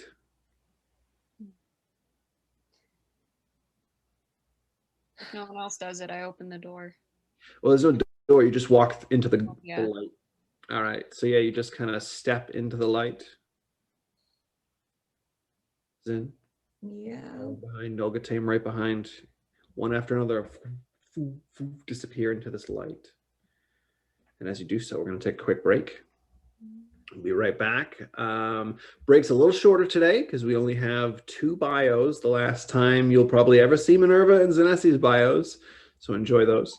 And yeah, we'll be back shortly to finish up this one shot. All right, a lot's happened, but I don't want to talk about it more than I have to. Here's all I have to report. After accidentally releasing the entity from the center of the elemental chaos, my crew and I traveled to the planet Isgard to make some repairs on our ship. Isgard used to be my home before I lived on the Halo ship with the Spite team, a tactical team of 6 Asimar created by the angelic solar of knowledge, Azazel. So setting foot on Isgard felt like a much-needed return at first. Of course, it wasn't too long before I ran into trouble. As some of my allies have surely been able to figure out by now, I have a memory issue, to put it lightly. On Isgard, I encountered someone who claimed to recognize me, and what were his words? "I'll kill you if I ever see you again?" Something like that. I had no idea who this person was, but he wore a mask very similar to mine, and he was very, very angry. Turns out he was called Number 1, and was the leader of an organization known as the Obsidian Order. I apparently used to serve this order, going by the designation Number 6. I'm glad I chose a better name for myself once I woke up. Anyway, despite Number 1 threatening to end my life should he see me again, I allowed myself to be captured by the Order with the intent of deceiving them and rescuing another one of my allies they had wrongfully captured. Little did I know that my own crew was mounting their own rescue mission for me. And I supposed it all worked out in the end. A ship with my own crew caught up to the ship I was on with the Obsidian Order just as we all came to the wreckage of a 3rd ship. Unfortunately, it was one I recognized, the Halo ship with my former Spite team. It had been torn apart by a gargantuan earth elemental. A few of my teammates, well, I'm not sure if I even could have protected them if I was there. I did find one of my teammates alive and awake, though, Nolgeteim. Apparently, she used to work for the Obsidian Order too, under the name Number 4. Violent, angry, a drunk for power, Number 1 was relentless in finding her. I got to Nolgeteim first, but I still couldn't stop her from joining him. She was very important to him, and he was able to restore her memories. All that time I knew her on the Halo ship, I hadn't even known her memories were gone too. A fight ensued. Number 1 deemed me more a nuisance than an ally, and tried to make good on his word of killing me. Now, I may be the one who's not able to remember much, but clearly he forgot how much of a fight I can give. He ran away in the end. Teleported away, actually, with with Number 4 by his side. I have no idea where either of them are now. But I convinced one of Number 1's allies to abandon him and join me, and my crew killed the rest of his order in their endeavor to rescue me. So, if I do cross paths with Number 1 again, well, I just hope it's not soon. But anyway, 1 and 4 retreated, my crew had found me, and the Halo ship was in pieces. Olve was dead. Onlum was dead. Zinesi was close to being dead when I found her, but we managed to get her to safety. I thought that Modi was dead for quite a while too, but turns out he wasn't on the Halo when it got attacked. He was able to regroup with all of us on Isgard, and I have to admit that having him and Zin around has been a light in a dark void. But oh, everything else is so dark. Plonk is no longer with our crew. She's not dead, but the entity that emerged from the elemental chaos came for her. Tita and I tried to stop it, but whatever that thing is, it's a kind of power I can't contend with. Yet. I can only hope that Plonk is okay wherever in the galaxy she is. Her departure weighs on me. I can't help but feel like I often fail to protect people important to me, or, at the very least, people I'm charged with. Some leader I am. I can't imagine what in the hell Azazel was thinking when he made me the captain of my own crew. And speaking of, Azazel seems to have gotten himself into some trouble as well, if the gruesome vision of him in my dream held any truth anyway. But I don't know how to feel, because now I have reason to believe that he took my memories. That is all I have to report. Hey there! My name's Zinesi, Zin for short if that's what you prefer. I'm what you might call an inventor of sorts. My vast knowledge surrounding magical technology allows me to design and create new items that can help make everyone's lives a little easier. One of my more known devices is a universal winged utilizer. Perhaps you heard of it. Anyway, I'm from a smithing guild in Brightwater, namely the Marketplace Eternal. I'm not much for the whole buying and selling of things, so my purpose was mostly just to make what was being sold. I also enjoyed sneaking into the back rooms of shops and observing what others were making. When I wasn't doing that, I was busy making inventions of my own.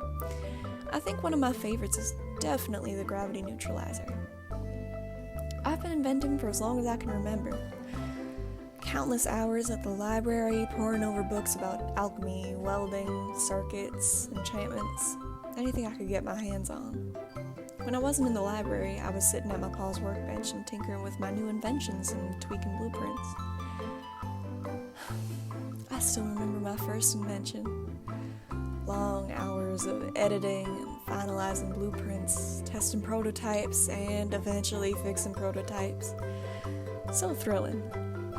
I guess that's what got Guild interested in me to start. Been working for them for a little while now. My spite team was pretty solid. Now, after what happened with the Halo ship and all the loss that came with it, things have been turned upside down for me. I've joined Minerva and her crew for a bit, and Kubrick's been helping me keep my mind busy. With everything as confusing as it is, I only wish that I was able to think the way I could before all this happened. Maybe then I'd be able to wrap my head around it a bit better. And welcome back. All right, so last we left off, the team has been made their way down these winding tunnels of some ancient tomb or temple of some sort, and they have just entered into a door of pure radiant light. Minerva, then Zinesi, and then Carolina after. And I'm actually going to write Carolina down so that I don't keep saying Nolgeteim. Okay, so the three of you, your vision stops blurring and you look around. And what you see is a large open chamber that stretches 150 feet across to the far side. From where you are, you're kind of stepped in onto a tattered old carpet. And Minerva, as you kind of stumble in, you hear like a snap under your foot, and you look down and you see you kind of stepped on a bone that broke. And looking at it quickly, this is much larger than you or Zin or anyone else. Give me an investigation or a nature check. Investigation or religion. Okay. Oh God. All right. Am I also? Is it just her? You know what? No. Well, you see her look down, and then you kind of, you would look down as well and see this large skeleton. Tasty. How we do, man? It's a nat 20. Nat 20. Okay. I'm terrified. I'm I'm really scared. 17. 17. Looking down, Zin, it's much larger than you, possibly demonic in nature or a fiend of some sort. You can see that the bone has like sharp protrusions of like spikes in different places. There is a tail that kind of folds out onto the carpet as well. But Minerva, you know for a fact this is the body or the skeleton of a bone devil. How it got here, no idea. But it has all of the correct formations of bone and everything. The way its tail is aligned, it looks exactly like a bone devil. And it looks as though, actually, you had an investigation check, natural 20, Minerva? Yeah. It looks as though whatever this being was, it attempted to gain access to this chamber, and it fell just coming through the door. All right. And then its flesh of whatever, it's fiendish flesh just burnt away with the radiance. Well, I mean, looks like this thing died pretty quick, so hopefully this barrier would have done the same to that demon.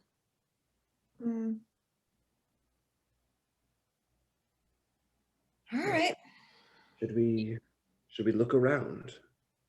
I guess. All right, perception checks from everyone from where you are currently.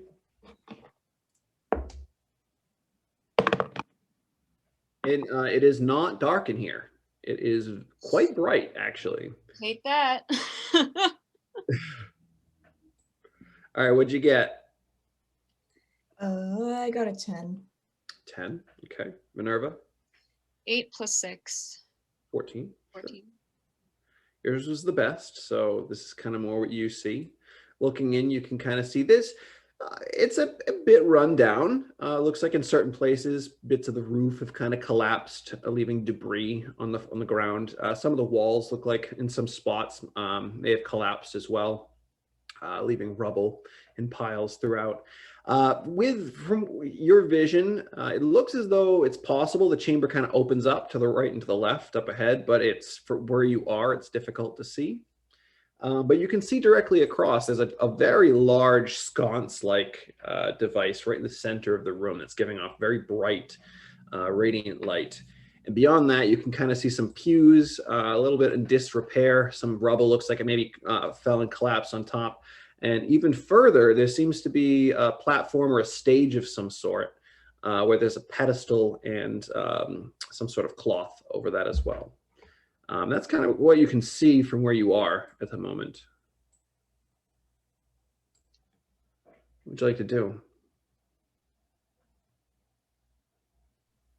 Do you think that pedestal is where the book is. Make the most sense to me from what I can see. I would assume that is the case, yes. Should we make our way over to it? Yeah. Hey, if this gets bad, can the two of you get out of here? I was told a long time ago by Azaziel that I needed to find this book, and I didn't. So this job is mostly on me, to be honest.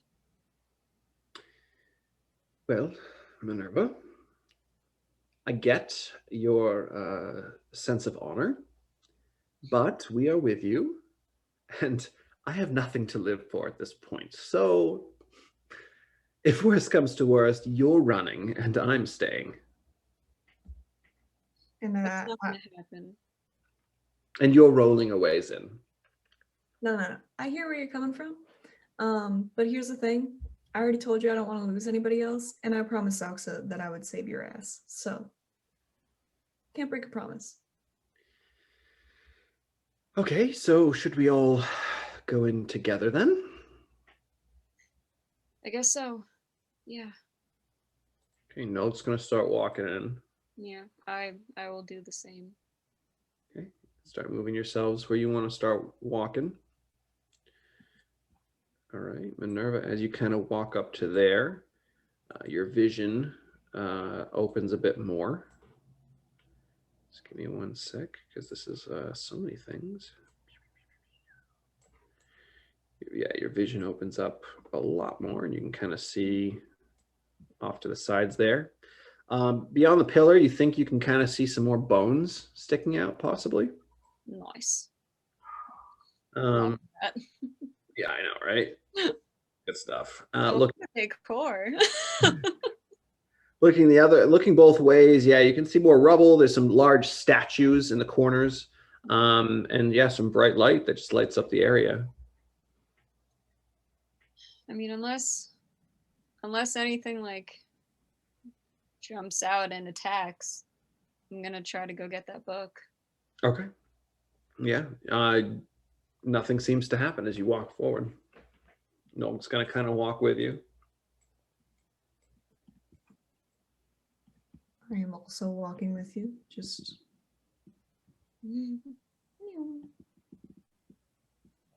Okay. Yeah. Nothing seems to be happening at this point. You're just slowly creeping through this very brightly lit chamber. I don't like this. Shall I go get the book? Or do you want to, Minerva? I want to try and destroy it. I'm afraid if we take it out of here, maybe that demon can't come in because of the barrier, but if we take it out, it could maybe snatch it up. So these people said that they didn't have a way to destroy it, but I want to see if maybe radiant energy can do something to it. I don't know. It's the only sort of magic thing I've got. It's definitely worth a shot, for sure. Well, Nolgeteim will start stepping up. She's not going to go behind the pedestal, but she'll kind of stand off to the side. And as she gets up there, she's like, I don't see a book. Do you? Can I roll investigation? Oh, yeah. Well, you got to get up real close if you want to make an investigation. Okay. Yeah.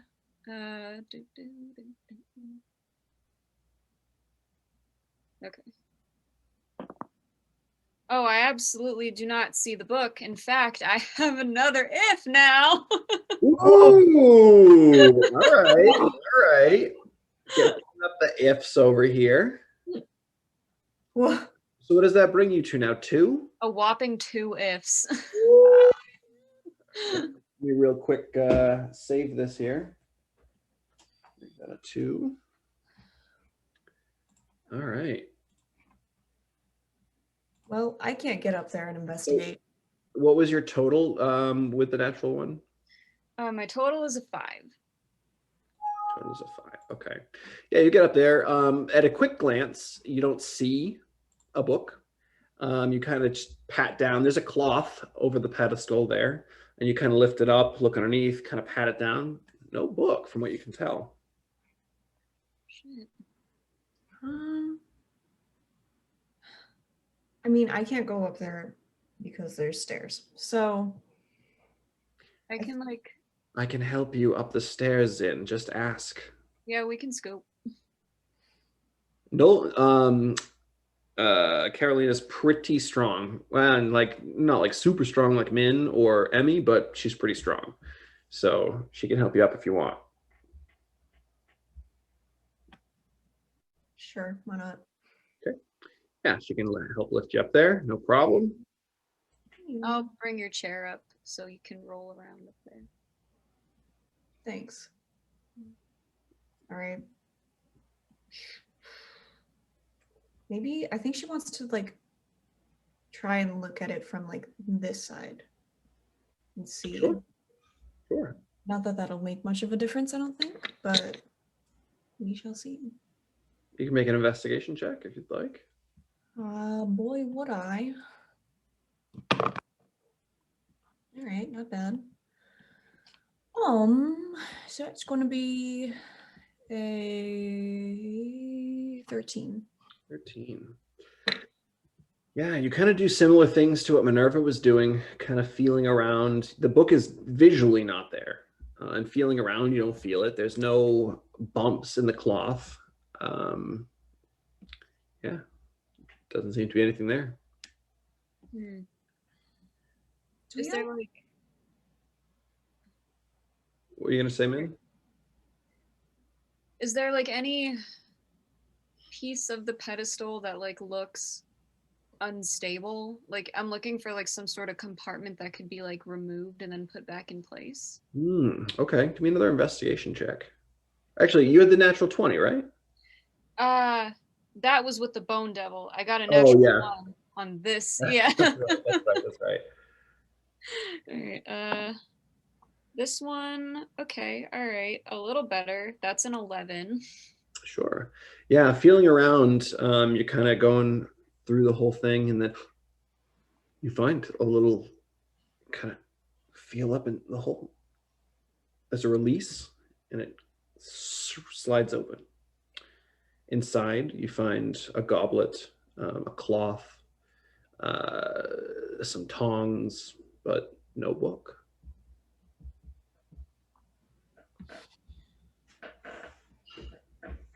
I'm gonna like show all of these items to the crew. Lovely. That is a old cloth, and Carolina kind of lifts it up. There's like moth-eaten holes in it. Yeah, well, do we know who that was a statue of that we walked through? I have no idea.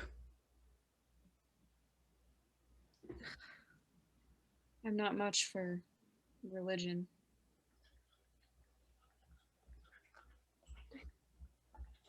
Well, if somebody wants to help me back down, I feel like there's not much up here.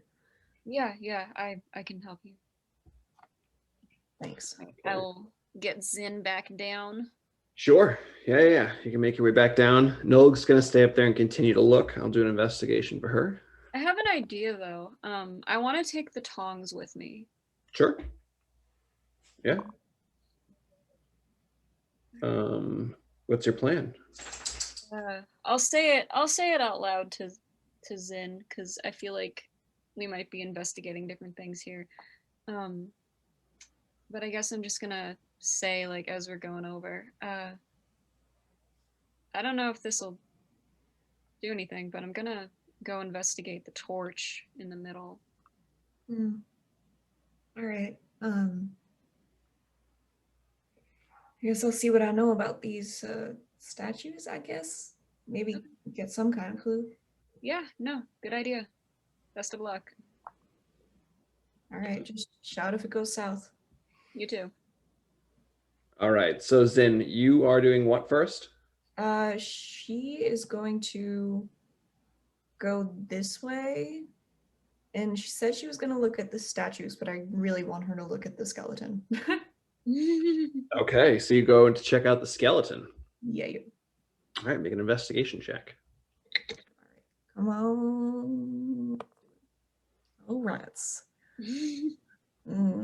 Okay, so that was a 6 plus 2, so 8. 8.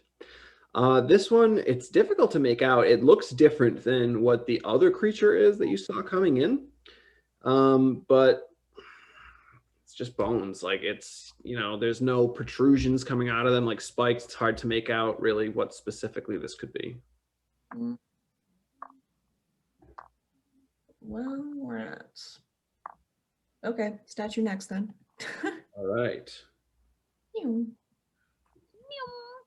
You can get a religion check if you'd like to see if you can figure out which deity this is.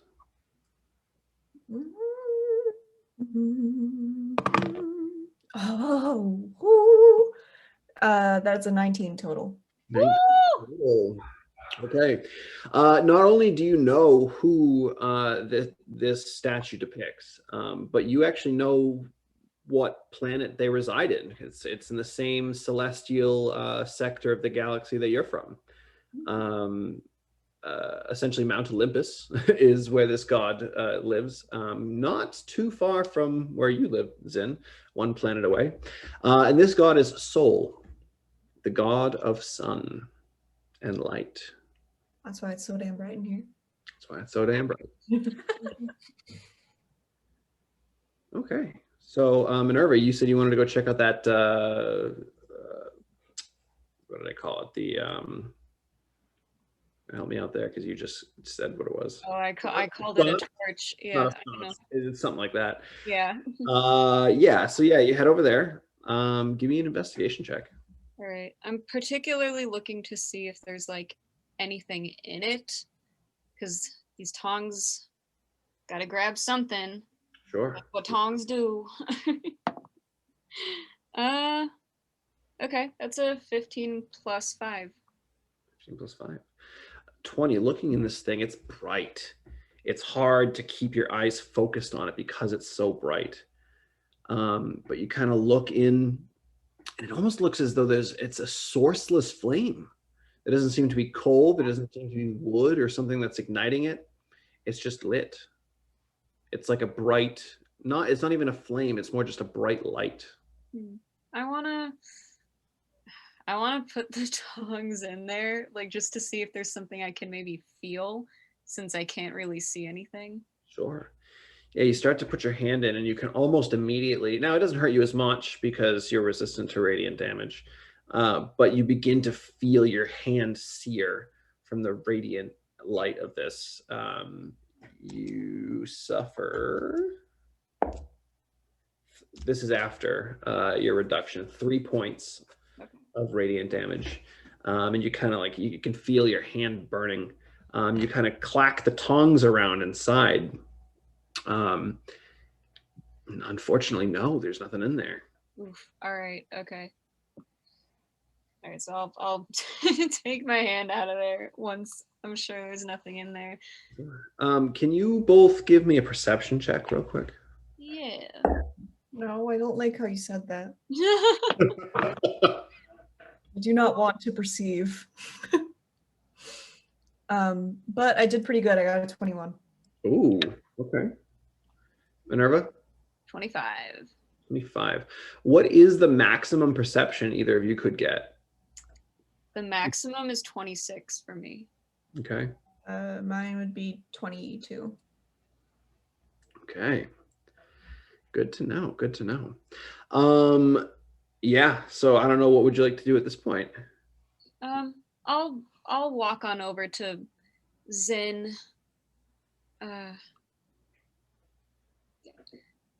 Didn't find anything. It's not even like a real torch. It's kind of just like, I don't know, a flame that exists on its own. I couldn't even find the source of anything holding it up. Well, I found those, and she'll kind of point to the bones. Don't know who that is or what that is. Don't know why it had or how it made it this far inside. If the other guy had died right in the door. Yeah, that's weird. And then I found this. This is Soul, or a statue of, is it a god or a goddess? God. A statue of him. And I just think it's very odd that there's a sun god underneath a planet named Shadowfell. Hmm. Yeah, especially if this is, Where the Tome of the Ever Night. yeah. Name why? Right. Well, I don't know. Maybe it's some kind of ward. I don't know. I mean, if they're trying to protect this book since they can't destroy it, maybe. I don't know. I'm not good at religion. I guess it was make more sense if you put it that way, to have light in darkness if you're trying to. Yeah, all right, I got it. I mean, maybe. It's just a thought. Can she kind of look around at all the, like, are the statues all identical? Make a perception check. I don't know. That's 5. You look around and yeah, they all seem pretty much the same. They all depict soul. Are any of the statues like holding anything? Make a perception check.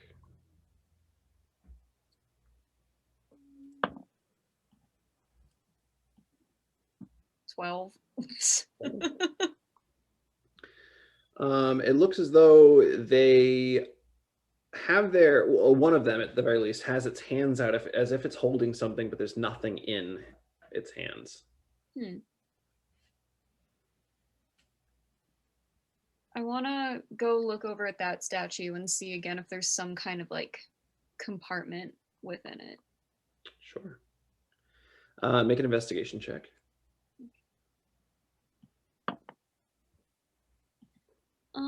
That is a 17. 17, yeah. So you go over there, you're looking for some compartments. Unfortunately, you don't find any compartments, but as you're kind of feeling around and looking around, you see an engraving that is written in Celestial. And it says, "Let the darkness be your guide."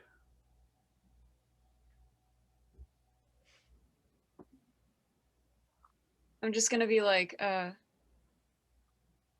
all right. I'm gonna go get Zin because like I'm assuming I walked away a little bit. I think I found something. I have an idea. It might be dumb, but let's go talk to Carolina about it. All right. So I guess she'll follow you. Have you found anything yet, either of you? Well, Zin was looking at some of the statues, so I thought I could help after investigating that torch in the middle and finding nothing. There's an engraving on one of these statues that says, "Let the darkness be your guide," something along the lines of that. This is an incredibly bright room. What if we put out all these lights? Then that is a very good idea, Minerva. We should try it and see. All right. Or it's a very bad idea, but all right. I mean, which statue did she find it on? Was the one that I looked at already, or was it? No, it's the one that's I guess it doesn't really matter. We'll say it's the one bottom right hand corner is the one that Minerva looked at. Okay. Okay. I mean, since she thinks that they're all the same, she would assume that they would all say the same thing. Yeah. So, all right, then, I mean, darkness is not my forte. It sounds more like you ladies got this. Okay. Do you want to... How would you feel most comfortable going about this then? Oh, I just don't know how to put the lights out. Oh, well, I mean, I was just gonna knock down the thing that's holding it. I don't know. I don't know how to create magical darkness, but I can try to smother something out if these are fire, which we don't know that they are. Go for it. I got no other leads. Give me another perception check, both of you. Hi. Dear God. Guess a nat 20, baby. Um, Perceiving, whether I like it or not.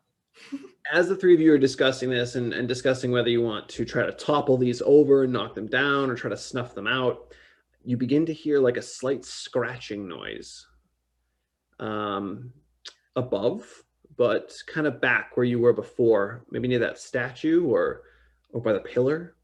And you kind of like ease your head back, and in the shadows of the pillar above, you can see a large bat-like form, two massive bat wings that with giant claws that kind of click into the sides of the pillar, staring down at you.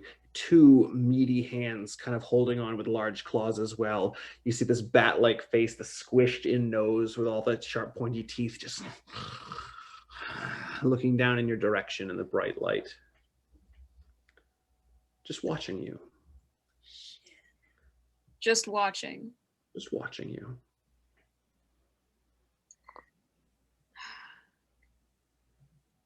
Maybe if we don't move, it won't see us. We're gonna have Yes, to. I've heard certain creatures, the large lizards, I believe, if you don't move, they can't see you. We're gonna have to move at some point, though.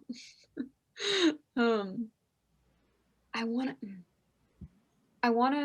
gonna like say to the group, I guess, I want to try and put one of these out and see what it does. If it doesn't react to it, maybe it also wants us to put them out, so we shouldn't do that. But if it gets angry, maybe we should try to put these out fast. I'm following your lead. All right, I'm just gonna go to the closest one. Yeah, that's built. Yeah, right there, built in. Yeah. God. All right. Is it like a torch within like a sconce, or like how exactly? So it looks like there's a brass or maybe gold sconce that's built into the wall that kind of protrudes out and kind of curves upward into almost like a cup. When you kind of look into the cup, there's no liquid in there. There's no fuel of any kind. It just looks like a bright light. It doesn't look like fire. All right. Is there any way I can try and just like pull the piece of it that's attached to the wall to just try and break it off? Yeah, you want to try to rip it off? Sure, make a strength check. Right. High DC. 14. 14. So you get up on there, and it's a little taller than you, so you have to kind of jump and kind of grab onto it and kind of Yeah. and it doesn't seem to budge. Okay. All right. And Zin, as you're kind of keeping the corner of your eye on this creature while Minerva's trying to do that, you see it kind of like inch forward a little bit, clicking its little like claw things kind of around the pole to hold on, and kind of like looking out as if it's watching. And as you're doing things, it's not just watching you, it's darting its eyes around in all directions to kind of see the room as well. That's weird. Can I try and like follow where it's looking and try and see what it's looking for?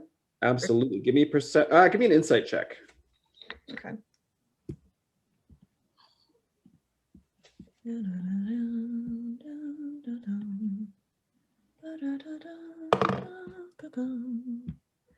That's a bummer. Have you rolled like any good rolls today? I rolled a nat 20. That one nat 20, yeah. I've been perceiving. That is it. Except for the spot. Well, that's not bad. I rolled a 6 and +5, so 11. 11. Okay. He's definitely looking at you guys, but then his eyes dart quickly. And one area that you see is kind of back toward one of the statues, and then he kind of like looks across over the pews toward the pedestal that's there. And then he kind of brings them back down to that bright light that's in the center of the room, and then back to you guys, and then back to the bright light, and shifts back over to where you think the book might be on the pedestal. It just keeps going back and forth in different directions.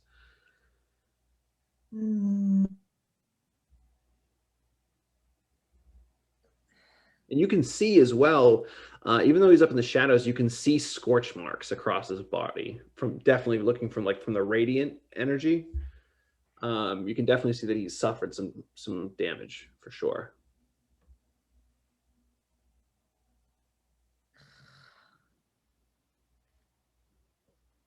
All right.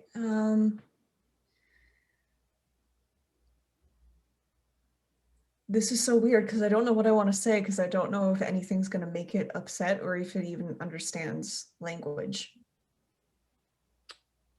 So you want to find out. God.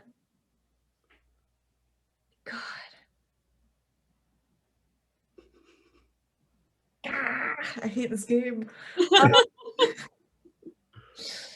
I don't know.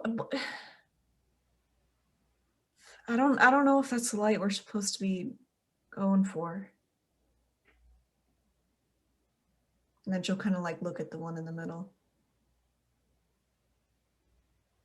I don't know how to put it out, but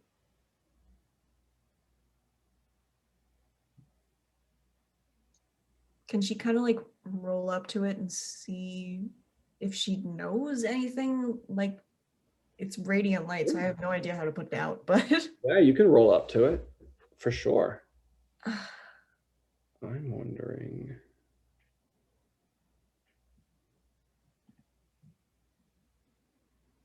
Does Nolgeteim have? No. Oh boy. All right, so what are y'all thinking?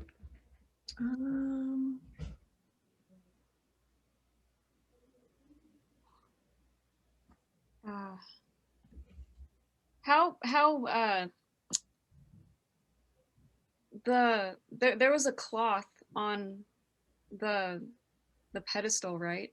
Yes. Can I try and use that to smother one of these lights? Sure, yeah. So you head back over, grab the cloth. Which one would you like to try to smother out?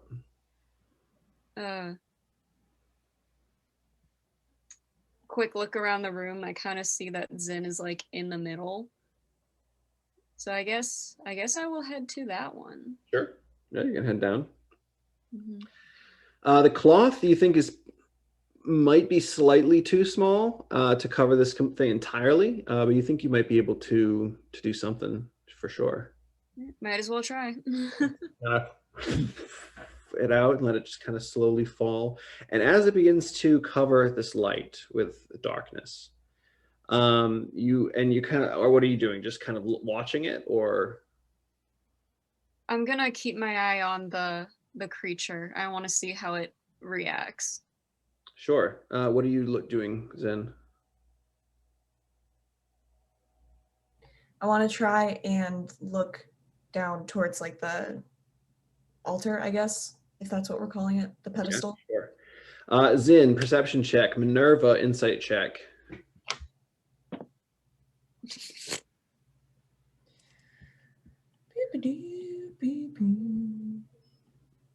Don't forget, ifs are a thing. I know you don't have a ton, but it's still something. They would not help. I got a 6. It's hard to keep track of his head. He's moving so quick, back and forth. He's looking at all kinds of different things at the moment. He does seem to stop for a moment on what you're doing, and then he kind of like looks around again. But you can't really make out specifically what. Zin, what was your perception check? I'm trying to decide if I don't know. It doesn't really matter. So I'm gonna use my ifs, but I got a 16, and I'm gonna add the 3 ifs that I have to get it a 19 because I want to figure out what the hell's going on. Yeah, I don't blame you. So let me just clear up your ifs right now. Down to 0. So you currently have a 19. Is that what you're telling me? Yes. Okay. All right. Good. Where's this thing? Mins and ifs copy save. All right. So you look down and you look over at this where you're expecting the book to be, and Minerva's watching this creature, and as she kind of puts this cloth over the light, For a moment, but a moment, it darkens. As it does on the pedestal, right, where that cloth was, you see flickering into existence for just a moment, a black book. And then it dissipates as soon as that cloth lights up. It just burns away. Min, you had a 6? Yep. Yeah. All of a sudden, you see this creature move into action. You're not sure what its intentions are, but you see it move. Okay. All of a sudden, around you and Zin and that light, solid magical darkness appears. Ooh. You cannot see anything. And when that happens, oh, let me bring up that creature. I had it hidden this whole time. Whew, my bad. God, Aaron. Oh my God, you know, it's not like I have a million things to do here. Let's see. All right, so this is the creature you can kind of see. This is what you're dealing with. And as soon as it makes that area black, where did that go? Uh-oh. Is the black circle there? No, it's gone. What happened to it? Oh no. Oh no. Is it? Oh, it disappeared. I don't get it. Weird. Aha. Oh, there it is. I got it. Okay, cool. All right, perfect. So as soon as that happens, you can't see anything, but you immediately hear the beating of wings. Can I try to get out of the, like, go in the direction that I thought I saw the thing? Well, we're actually going to roll initiative. Okay. Right. Shit. Here we go. Okay. Zinesi. A dirty 20. 30-20. Minerva. 24. 24. Wow. It's that +7 initiative. No, I always have to extend my initiative tracker specifically for you because you get that +7 just in case. Aw, I yeah. have to extend it negative for Zoxa, but Aw. all right. So in that case, Minerva, you're up first.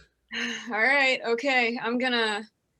This creature is currently hovering. Well, actually, you don't know because you're in the darkness. But if you come out, I will tell you. Okay. Yeah, I'm absolutely gonna come out of there. Do I need to do anything specific to do that, or just go in the direction I Just think? start charging in a direction that you think you want to go. If you want, you can roll a d8 to see what direction you go. Sure. Yeah. Yeah. Okay. Okay. All right. I am going to Go in this direction. Love that for me. Okay. Handy dandy roar. Shit. Keep in mind, rubble is difficult terrain, and if you're going to be leaping over pews, it's also difficult terrain. Yeah. I think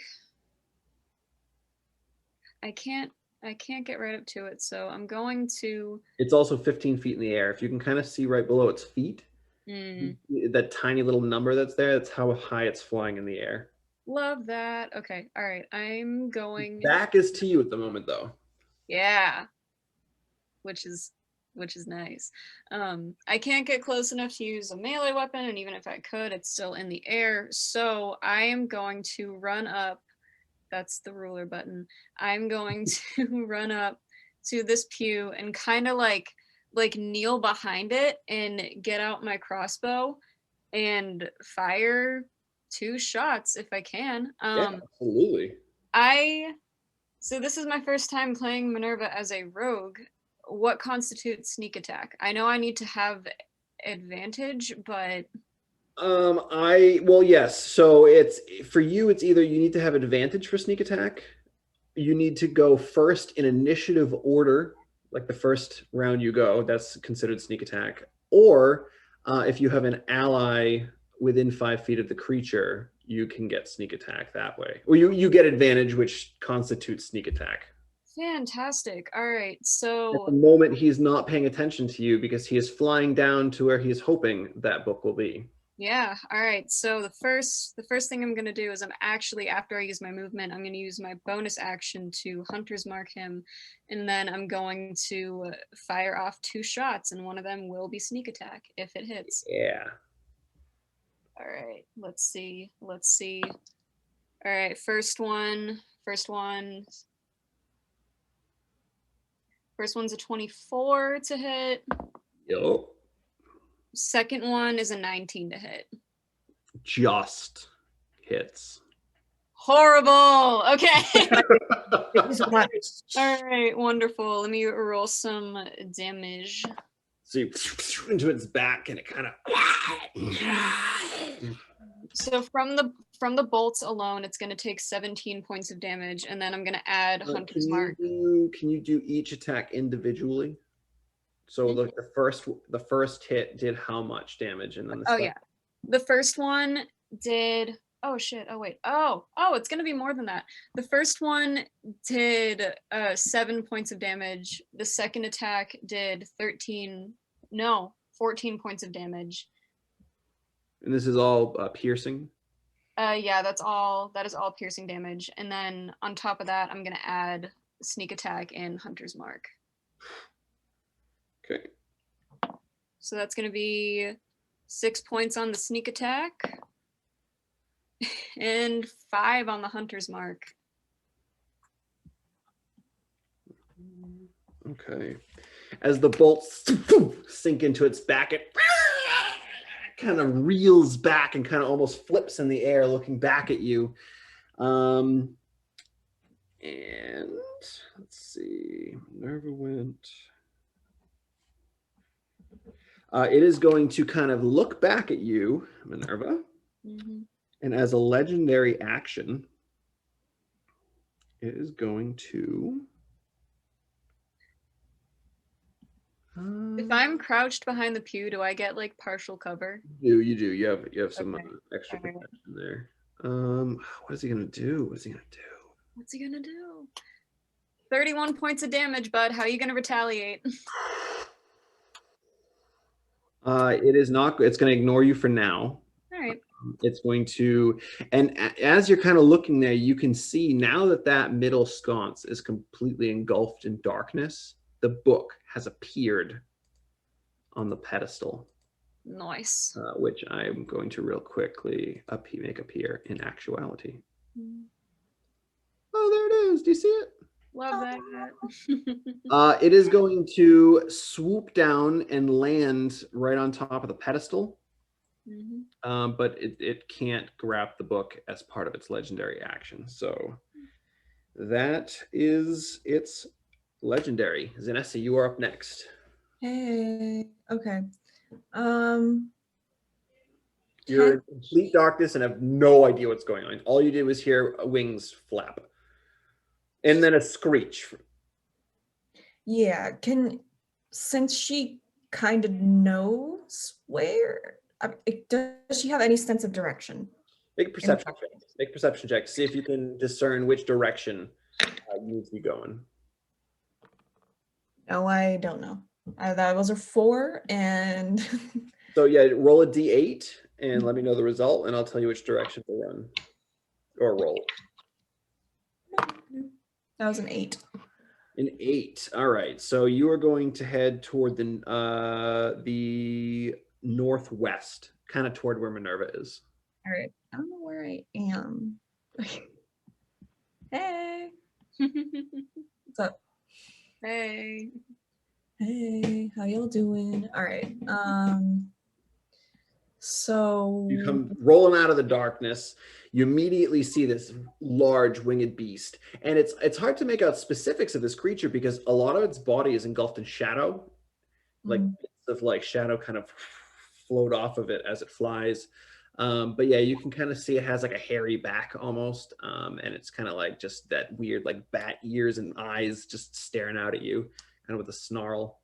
What would you like to do? You see it kind of landed on the pedestal and it's lording over the book as if it's about to pick it up. Okay, I am going to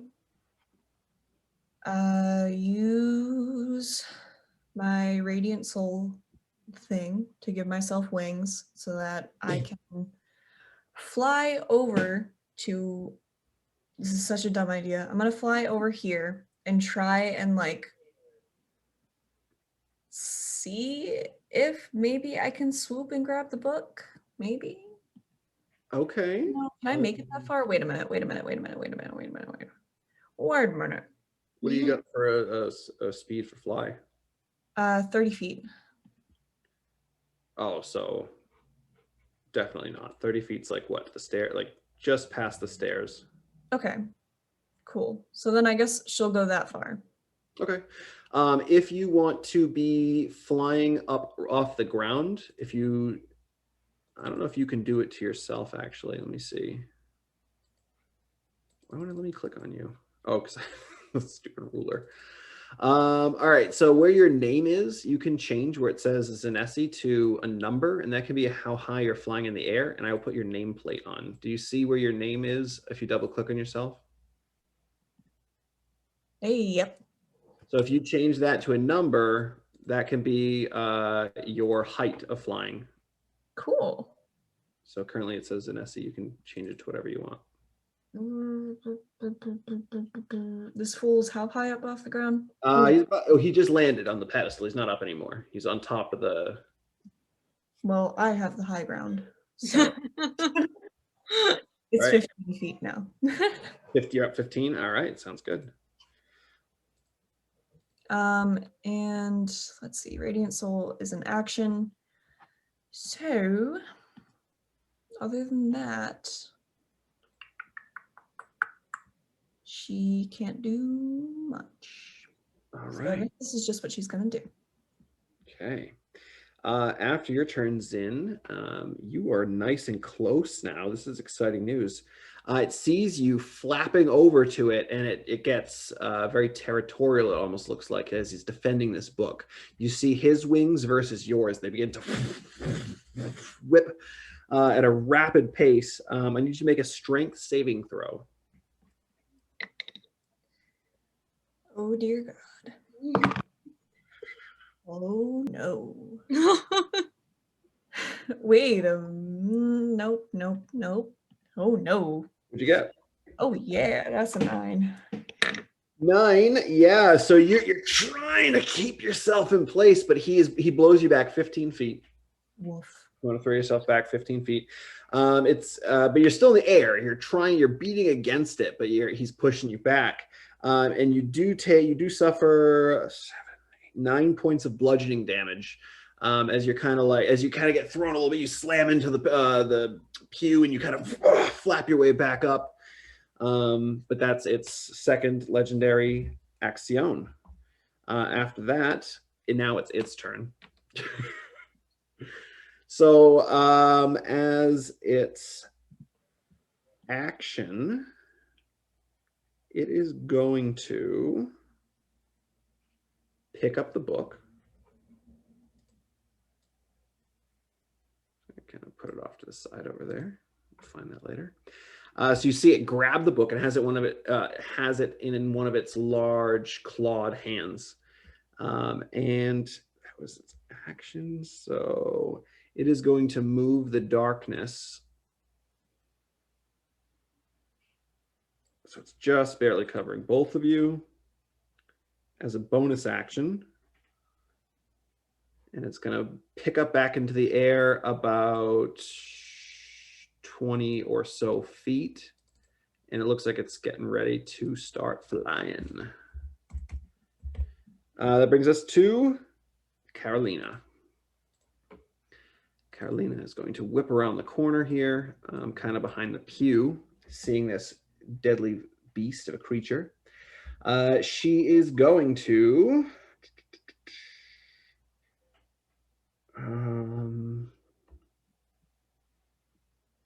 I want to see how smart she is, because she might have something real cool that she can do if she's smart. Real smart roll. Okay. Yes. See her. I rolled a natural 18 for that, so that's nice. That's verbal. You hear her while you're in this dark void of light. You can hear her begin to cast something. And I have to make a saving throw. I believe it's Constitution. Yeah. Oh, it fails. Okay. Nolgeteim, she focuses for a moment. Everyone, it's deaf. It shouldn't be able to fly very well. That's delightful. Okay, so after Carolina's turn, it's going to bring us back to the top of the round with Minerva. Fantastic. All right. I don't like being in the dark. I would rather be able to see. So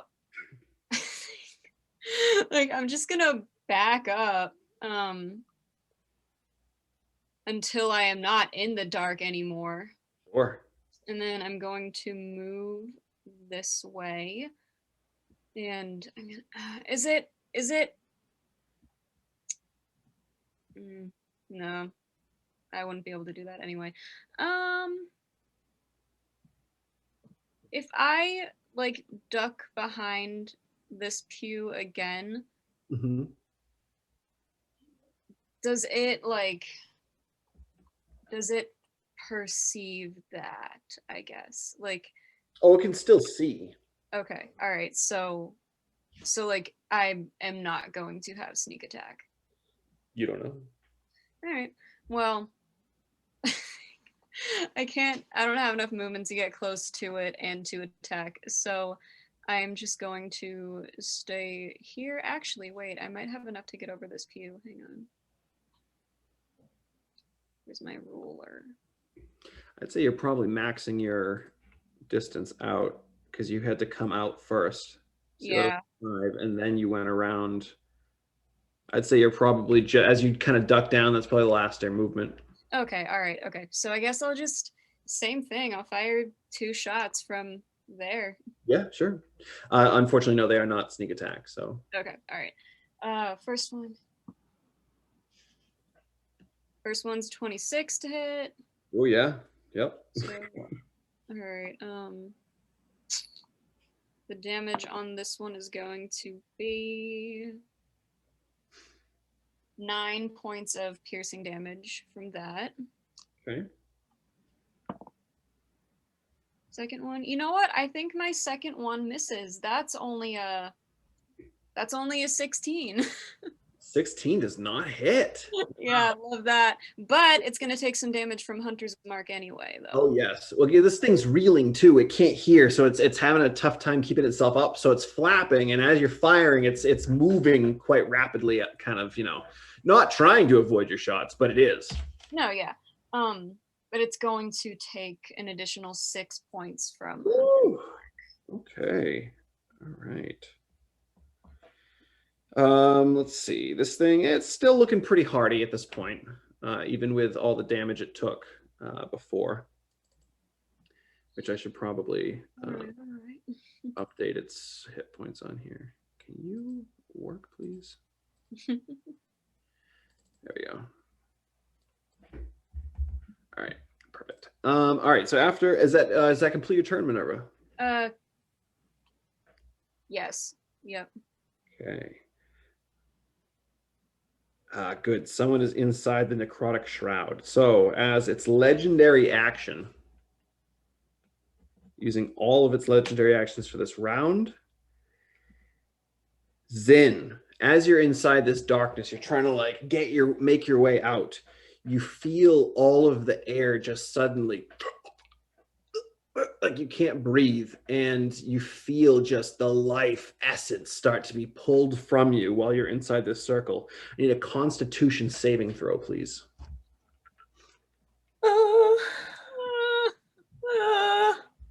Okay. Yeah, all right. Yeah, all right.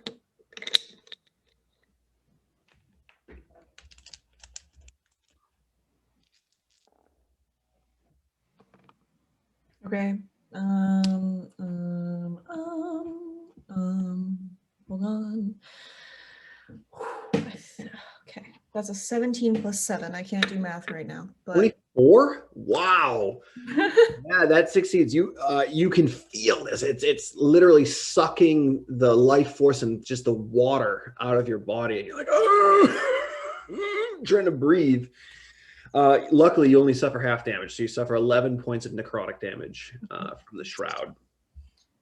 shout out to my boy on Shout out to you. Yeah, hell yeah. Oh wait, you're resistant to necrotic, aren't you? Oh. I think so. I believe all ASMR are. Yeah. Oh, hold. Probably. I don't know. It's at the top right under defenses. Why am I blind? I'm so sorry. Yes. Great. What is it? Necrotic? Yeah, I'm resistant. So then you take 5 points instead. Thanks, Priya. Anytime. All right. So after its legendary action, Zinesi, it is your turn. Yeah, it is. I'm gonna fight that bad boy. Just kidding, probably not. All right, so I'll probably, what do I want to do? Well, I want to try and get out of there since it just tried to kill me in there. So I guess I'll just try and like, should I roll a d8 again and figure out if I know which direction I'm going, or? I think that you are right on the edge, so I will allow you to decide if you want to pop out or try to go deeper, and that's your choice. You know where it pretty much, you know, you're on the edge of it. You can kind of pop your head out and see, essentially. Hey. You're flying still? What's that? Still flying? What'd you say? Are you still flying? Yes, sorry. That happens for a minute, so. Okay, all right, perfect. So now that the light isn't covered anymore, is the tome gone again? No, you can still see the tome in its clutches. It looked like maybe it was just while you were picking it up that thing needed to be covered. Rats. Okay. Well, dang. Screw it. I'm gonna try and cast Scorching Ray on this fool. Yes. Okay. So that's gonna be second level, and it's a ranged spell attack. So I gotta roll. Spell attack. Nope. No. And No. oh, wait, no. It still wouldn't hit, but it's an 8 plus 5, so 13. No, unfortunately, you fire out this beam of flame, and its wings flapping rapidly, trying to keep itself, focused on its direction because it can't hear. It just puts the flame out before it even gets to him. Does he take half damage or no? No, because it's a roll to hit, so it wouldn't be half damage. No. Wait, did you say Scorching Ray? yes. Is that the one that has 3 beams? Yes. You have to roll 3 times, right? Y'all are catching me, and I really appreciate that. Thank you so much. Okay. Well, one of those was a 2, so that's definitely a no. But the other one was a 21 to hit. 21 does, in fact, hit. Yes.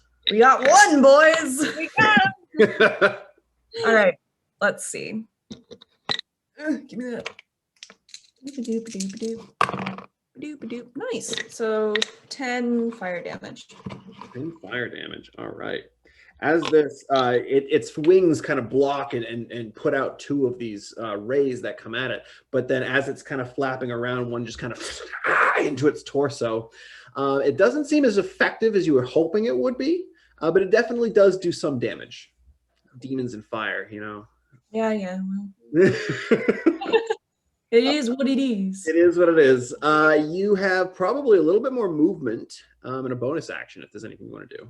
Oh boy. Yeah.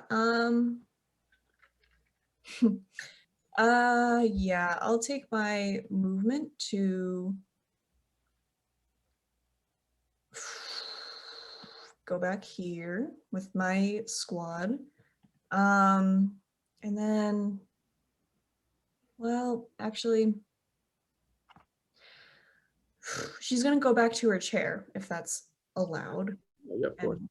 And get rid of the flying that she's doing and start on her next turn. She's going to make a cannon. So that's All right, just so we're not flying right now? no flying. All right, I'm going to take that out of the number out of your thing. All right, you're all set. Okay, after Zin, it is its turn. It is going to begin to just start flying. But we'll see how well it can fly without being able to hear its echolocation. Well, I rolled a natural 20, so he's flying no problem. Just soaring overhead. Hold on, let me see how far he can get.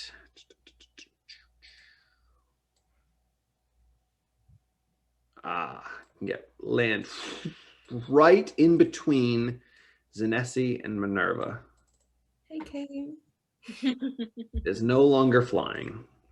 Awesome. As it lands, it is going to. Are you two? Yeah. It kind of, as it kind of slams its meaty, large clawed feet down into the ground, there's this burst of black energy that goes out against both Zinesi and Minerva. Can I have the two of you make, I believe it's Constitution? Yes, Constitution saving throws once again. Absolutely. Yeah, can I, this is a new thing I have, Flash of Genius. When you are another creature you can see within 30 feet of you makes an ability check or a saving throw, you can use your reaction to add +2 to the roll. Oh, so you're going to bump up Minerva's +2? Yep. Okay, so Min, what's your new save result? My new save is an 18. 18, all right. Zin, what is yours? No. I got a nat 1. Oh, no. geez. Well, you get an if. You got it. Positive in Yay! this. I'm going to edit it right now so we don't forget. Oh gosh. Oh man, yes. Getting that if. Getting that if. Yay. So It's not going to do me much good if I'm dead, so. that is a fair comment. Yeah. Well, that's also a pretty high roll on my part. So Minerva, you succeed, therefore you take half damage. And your hit point maximum is not reduced. Okay. All right. So half damage. The total is 22. So half is 11, reduced again to 5 for you. Nice. Then you take full damage, reduced by half because of your resistance. So that's going to be 11, but your hit point maximum is now reduced by 11. So it's not, oh, Aaron! You can't, it's not 69 anymore. So sorry. Hey. But you can't heal up to that point anymore. You can only heal like 11 below what your normal would be. So yeah, 58. Ooh, is that permanent or is that like a? You don't know. All right. Yeah. No, for D&D rules, it's after a long rest it comes back. But All right. yeah. We don't know that though. You don't know that, no. Nope. Yeah, and he's just standing there. He is going to move the darkness as a bonus action once again. This time over Minerva and Nolgeteim. And that's its turn. It's going to bring us now to Carolina. She is in pitch black. This is less than desirable. Do you have to see to do this one? Yep.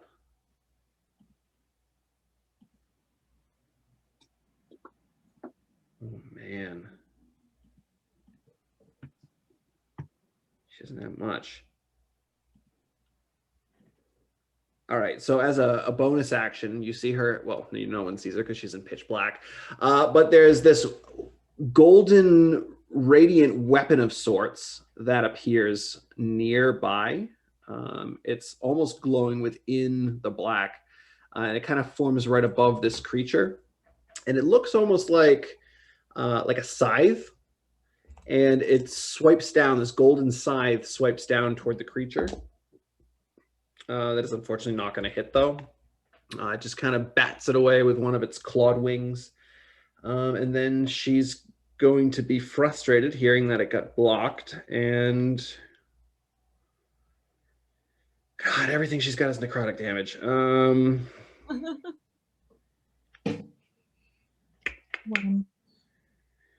She doesn't have much else. She's going to try this. Nope, that's also necrotic. Never mind. She's going to sit there and cry. All right.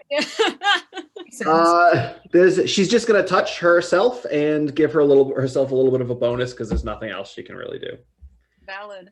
Okay. Well, actually, she's going to try to move. She's going to try to move out of the darkness at the very least. So let's see which way she's going. She walks deeper into the darkness, closer. Oh no! Kind of bumps into the leathery wing of it. She's like, "Oh shit!" After Carolina, we're back up to the top of the round with Minerva. You are in pitch black, and your dark vision is not helping you at the moment. What would you like to do? Wonderful. Did Carolina's like radiant weapon shed any sort of light in here? When it first appeared, it kind of gave a bit of a glow, but then the darkness quickly engulfed it. Okay.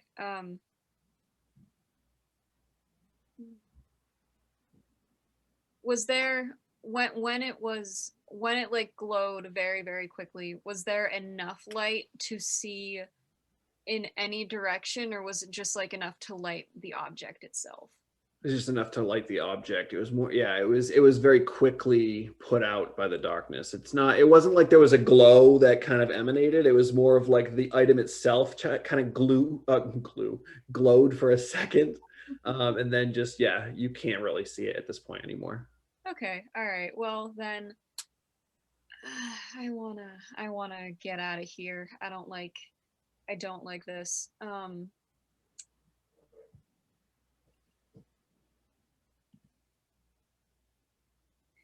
Yeah, but also this isn't the kind of dark that I can operate in, which sucks because I can't see anything.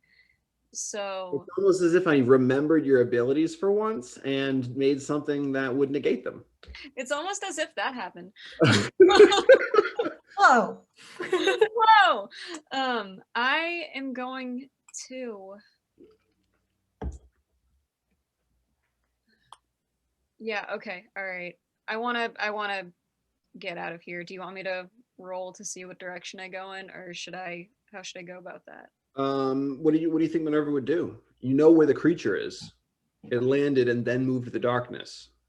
Yeah, so I guess she would try to, since it landed and it moved it over to her, she would try to go like not in the direction of the creature, but like towards that direction and like keep going over, because it didn't engulf itself.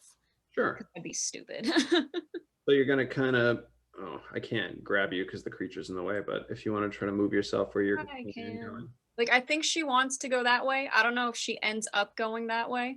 Sure. But any area around there, I guess. Which is not a whole lot of movement, so I do have some movement left over. Is this thing on the ground? It did, yeah. It landed right in between you and Zin. Oh, fantastic. Fantastic. And is it, where are you? Is it within 5 feet of Zin? Oh, yeah. It's about to slash down at her. Great. Okay. Great. This makes me eligible for sneak attack, does it? Well, it certainly does. You have an ally within 5 feet. Amazing. All right. So, yeah, I'm going to short sword in each hand.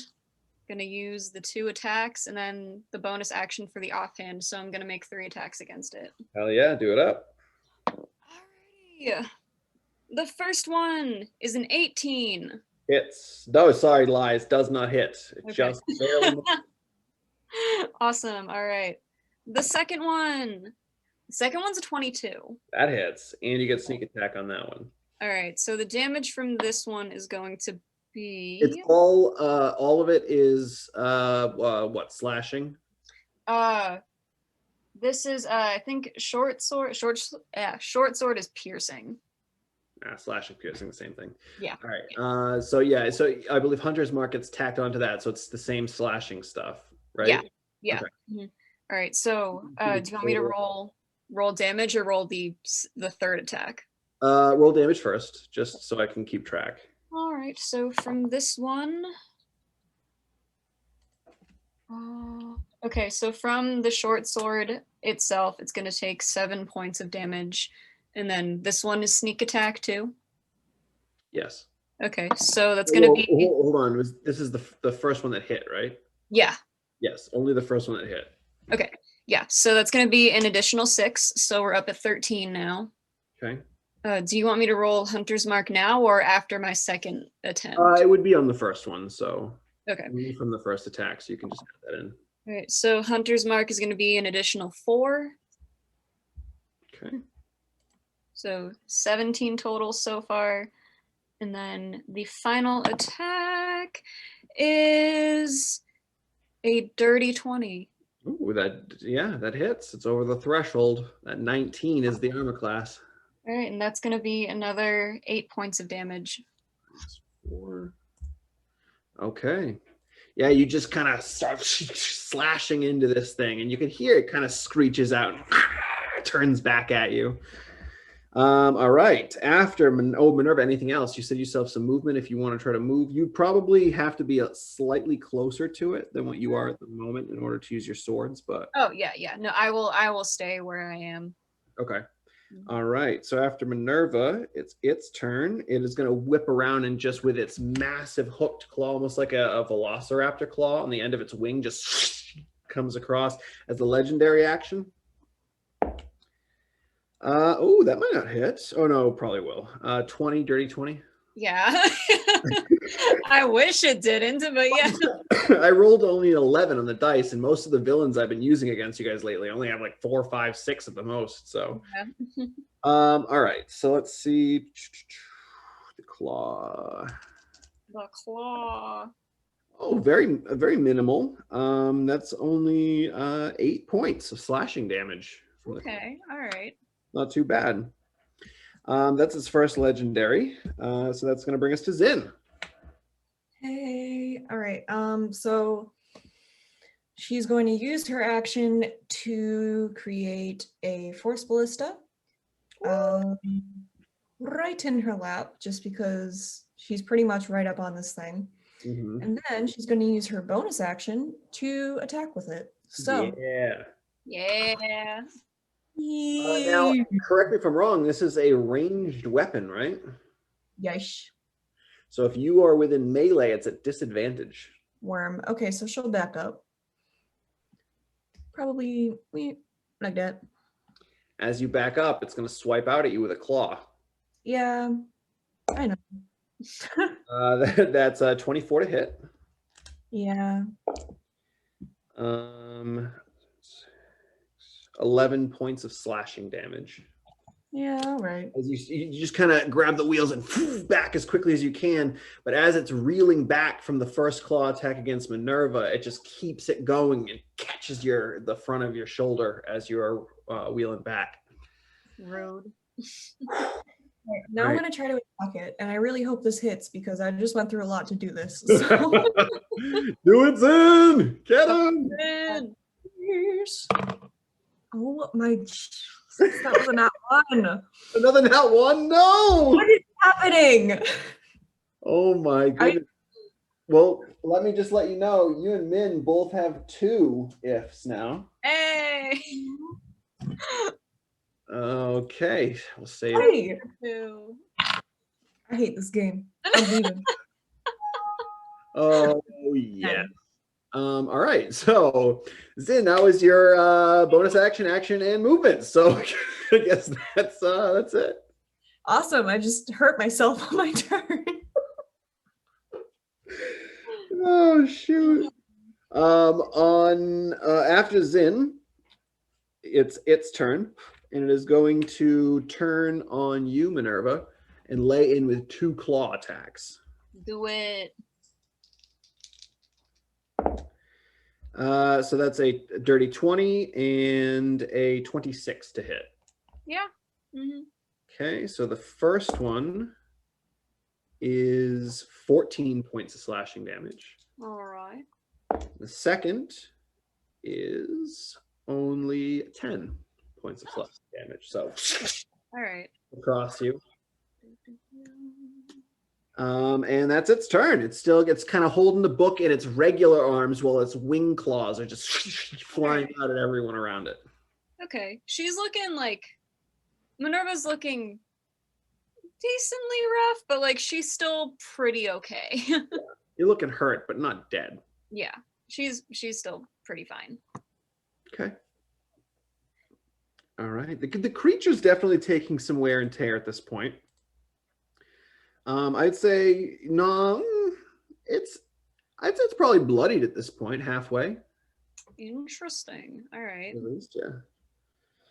Okay. All right. So after its go, Carolina, since she's right up against it in the darkness, she's going to try to side. Oh, does she need to see this creature? Yep, same thing as before.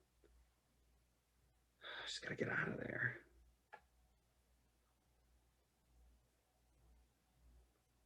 Yeah, she's literally got nothing against this creature at a close-up range. Yeah, I'm just gonna try to do this. Okay, so range spell. Oh no, it's ranged. Shoot. She doesn't have much. She's gonna have to try something. So All right. I think what she's going to do is she's going to use her action to disengage and start backing away slowly, hopefully getting herself out of the darkness, which does end up happening. Nice. She's going to use her bonus action to use her spiritual weapon against the creature. With a natural 18, that's going to hit. Woo! So, max damage. Yes. All right. So what is that? Get it, Carolina. Yeah, 10 points of damage. Not bad. And that's force damage, I believe. So that's going to be full damage. Yes.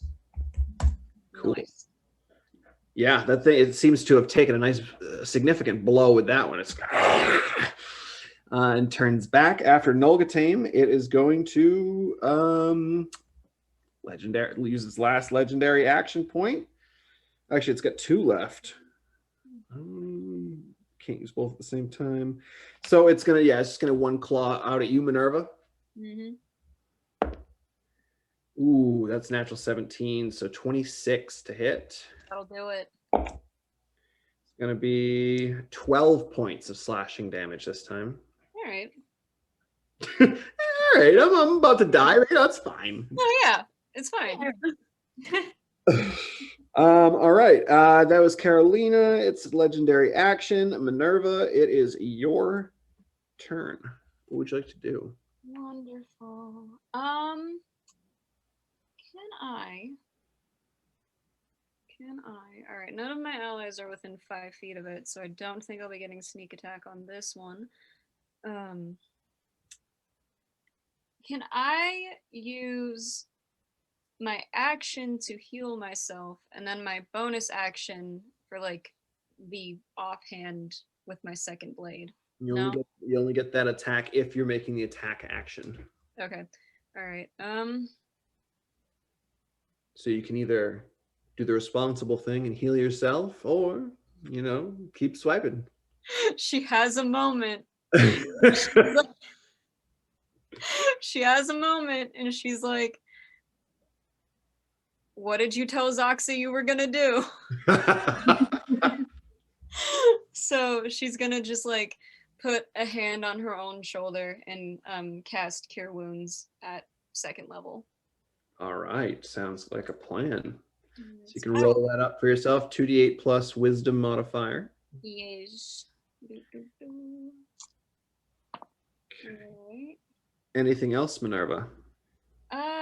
1 second.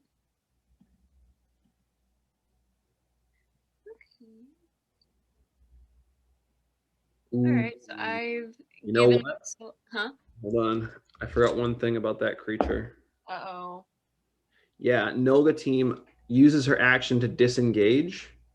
Oh, she can't do that, can she? She can. Oh, okay. Use an action. Anyone can use an action to disengage. However, this creature has the sentinel feat, so it negates using your action as a... So it swipes out, claw digs into her chest and keeps her in place. She cannot move away. Oh, damn. She suffers almost max damage. Yikes. Yikey. Well, I gave myself 15 hit points back on the on the bright side. Oh, that's good. Oh my god. Yeah, with one hit, Nolgeteim is looking not fantastic. We'll say that. That was a big hit. Sorry, go ahead, Minerva. I had to fix that. No, yeah. I think that is all I can do. Minerva, I have been messing up because you've made it. You hit once with a melee attack so far? I've hit a few times with a melee attack. Well, we'll just say one because it's my own problem. As you get close and you swipe in, there's this shadow energy, necrotic energy that eats away at you as you swipe in.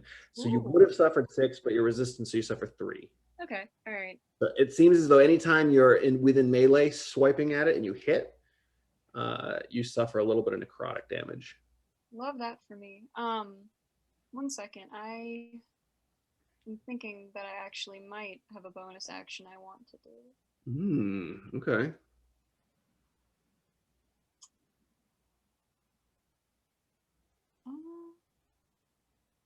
Yeah, all right. I'm going to use my bonus action to cast Zephyr Strike, and it's going to get rid of Hunter's Mark. I know that happens. Yep. But I'll have it ready for that extra damage on my next turn. And I'm also then, after casting that, I'm going to use my movement to back the hell up because I don't provoke opportunity attacks now. Oh, but it doesn't even have its reaction back anyway from attacking Nolg, so it can't swipe.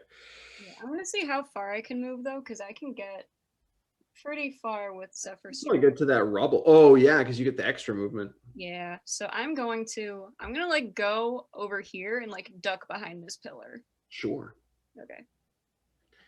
All right. After Minerva, Nolgeteim is right there. Legendary action. R.I.P. Carolina. Wipe out. That is, yeah, that's a hit. Yeah. We did not know her well. Oh, minimum damage. Minimum damage. She's not dead yet.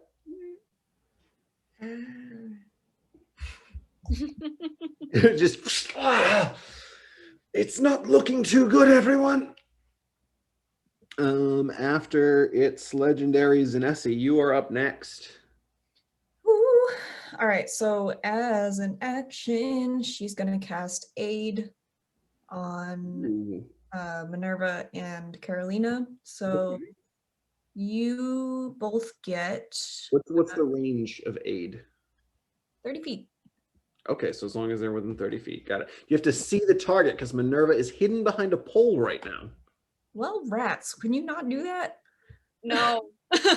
Also, she's 42 feet away from you. All right, fine. Then she'll... Fine, Erin. So she'll move... Oh God, how?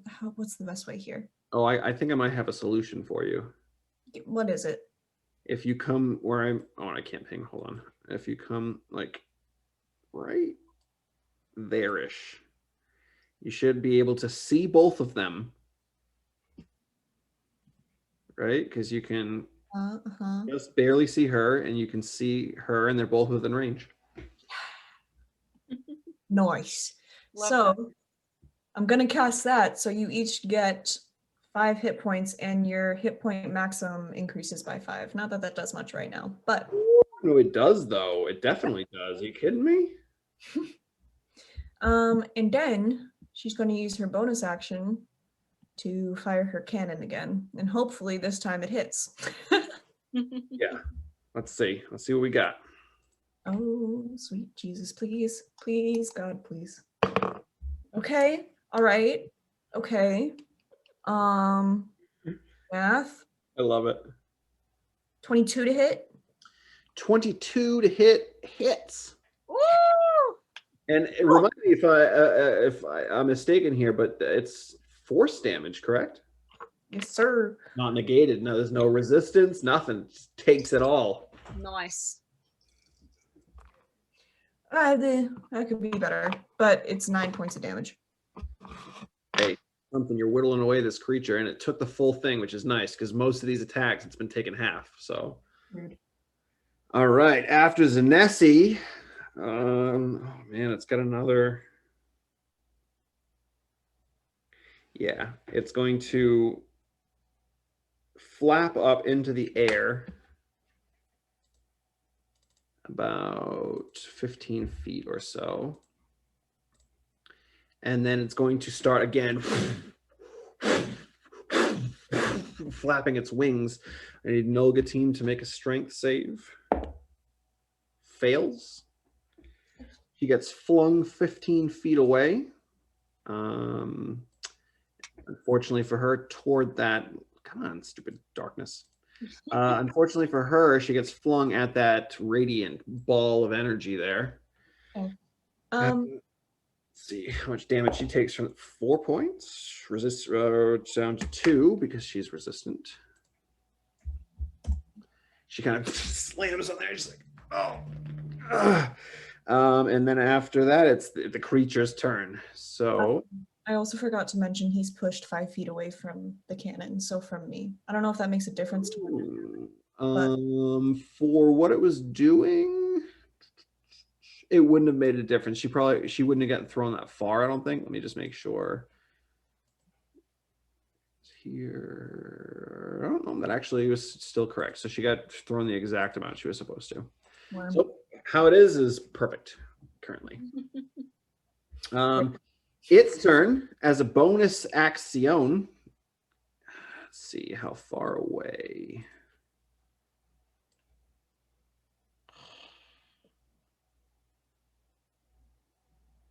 Zin's going in the dark again. The dark. We hate to see it. Covered by the dark. It is going to. It's going to fly and then land kind of on the other side of Nolgeteim. Rude. And it's going to let out this blood-curdling screech sound. And you can almost see these just waves of energy flying out from its screech. Like, oh, my terrible. And then I need Zinesi and Nolgeteim to make, where is my note on this? There it is. I need another Constitution saving throw. Oh, baby. Nolgeteim fails. Oh, sorry, Carolina.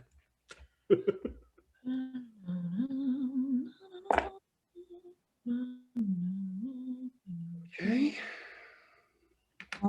That was 19 for me. 19 for you. That succeeds. So you only take half damage, Yeah. which is 4 points of thunder damage. Wow. And I think that's it, right? Oh, you saved. Okay. You saved Minerva. As you're kind of peering around, you can see Nolgeteim kind of like touching her ears, like, oh shoot, she can't hear, kind of thing. And she needs to make a couple concentration checks to see if she can concentrate on the other creature's deafness. No. The other one's not deaf, but she is. Fantastic stuff right there. Good stuff. That's everything you can do. That brings us now to Carolina, who is deaf. And she is going to, even though it's a disadvantage, she's going to try another guiding bolt, but she's going to max it out at level 3.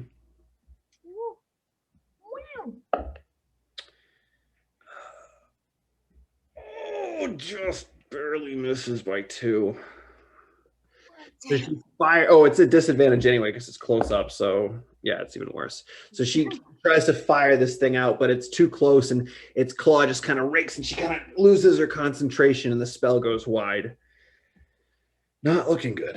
After Carolina, Minerva, it is your turn once again. Awesome. All right, I'm gonna peek out around this pillar. Gonna take my crossbow. Gonna shoot him 2 times. 2 times. 2 times. Is there any kind of bonuses you get from Zephyr Strike? Is that still going? Yes. From Zephyr Strike, I can give myself advantage on one of these attacks, and the attack will deal an extra 1d8 force damage on the hit. Ooh, nice. All right, do it up. Yeah. All right. Okay. All right, so that first one, I am not going to give myself advantage on this one, so it is going to be a dirty 20. Hits. Fantastic. All right. The damage. Okay, so 8 points from the bolt, and then I'm going to roll my other d8 for the force damage. An additional 4 points. And then, is its back to me? Its back is not. However, it is within 5 feet of Nolgeteim or of Carolina, so you still get your sneak attack. Okay, all right. So it's going to take an additional 3 from sneak attack. Okay. And now I will do my second regular bolt. Yeah, you guys are definitely whittling this thing down. All right. Oof, I'm gonna. Yeah, I'm gonna give myself advantage on this one. Sure, yeah. Okay. Ooh, all right. 23 to hit him. 3, yeah, absolutely hits. All right, so this one is going to be 9 piercing damage from that bolt. 9 piercing. Okay, perfect. Anything else, Minerva? Question about Zephyr Strike. Does okay, once I use the advantage and the extra d8, like that's it. Like that's not continuous. Okay. Right, yeah. All right. So then I'm going to use another bonus action to put Hunter's Mark back on it. A new Hunter's Mark. Nice. A little check mark appears above his head. Mm-hmm. All right. After Minerva, it's going to swing out with a legendary action claw attack against Nolg. That hits her. Oh, that's a lot. That's a lot. You don't say. Oh boy. Look at her health bar. You can see how low that is at the moment. Oh my god. Fine, thank you so much. Ma'am, you're a cleric. Heal yourself. So that was Minerva. That is legendary action. And now Zinesi, you are up still within this blackness. What would you like to do? I would like to leave the darkness, please. Do I have to roll for that? Huh? Do I have to roll to leave? Give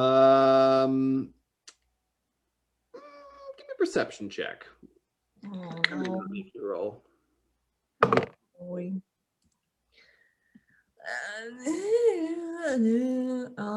Does a 12 do it? A 12. Yes. You can hear the screeching and screaming down to the southeast. Lovely. Nice. She's gonna not move to the southeast, however. How far she can get. Let me show you. Yeah, she'll move over there. Let me pick her up and do a little scooch. Okay. So she is, what is she gonna do? I guess she's just gonna fire off again at it. Yeah, the force damage, it's definitely effective, so. Where is, like, he's like holding the book, or it's holding the book in its hands. Yeah, he's kind of got his claws not embedded into it, but like holding tightly, and it's kind of wrapped under, almost like under his armpit, as if he was carrying it kind of like a football. Oh yeah. Can I try to aim at it? Yes, the he's gonna have like a higher DC to hit. His AC is gonna be higher for the attack, but if you want, you can attempt to try to knock that out of his hand. Given my rolls, I'm not gonna try. Come on, you never know. This could be the one time. I don't. Stop trying to convince me to do things. It's not gonna work.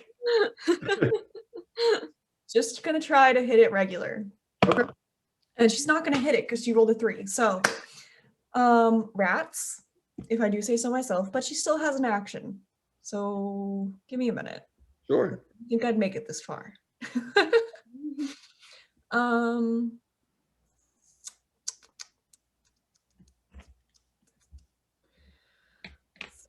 see. What could she do?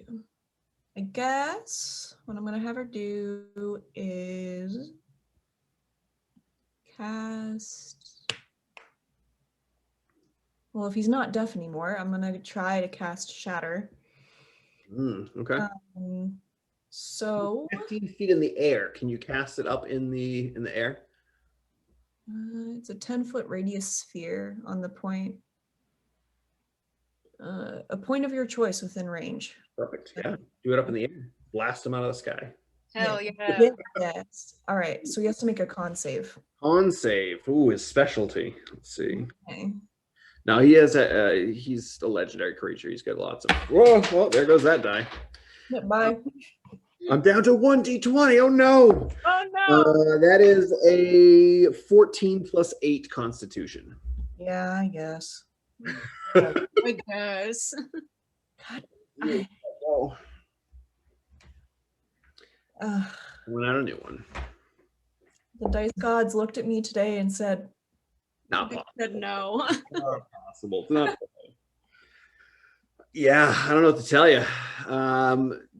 Does it do half damage at very least, or? let's see. These are things that I should know by now, but I don't. Half as much, yeah. All right, do it up. And this is force damage, right? So it's taking the full brunt. This is, what kind of damage is this? Thunder, Oh, okay, yeah, still taking it. right? 3d8 thunder, yeah. Yeah, it's not resistant to thunder.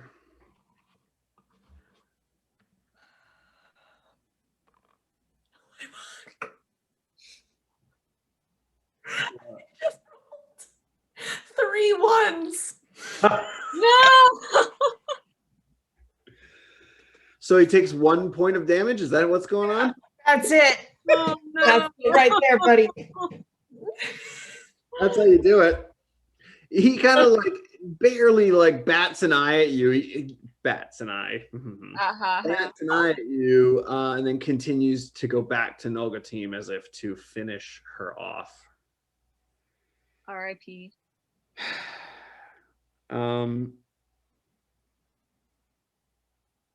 Yeah, so he is going to take both of his claws, raise the arms up, and begin to come down. And Nolgeteim, or Carolina, as she sees this, she just drops down to one knee, bows her head as if in some sort of prayer, and begins to pray.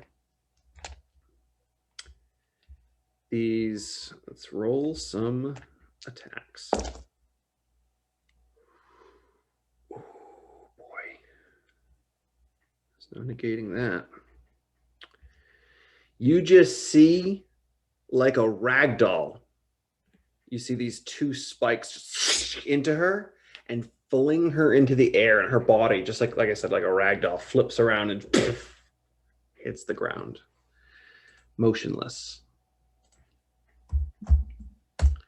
Nolgeteim lays there, but I need to roll from what she was attempting to do and see what happens.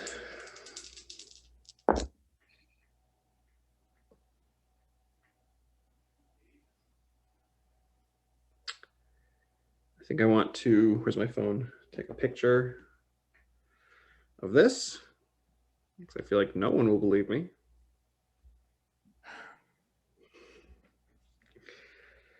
And I'm gonna send it to just the two of you, because obviously we're not live, so I can't be. Yeah. All right, come on, baby, work. This is really shitty lighting. It's hard to see because my D100 is clear, but it should be good enough to see.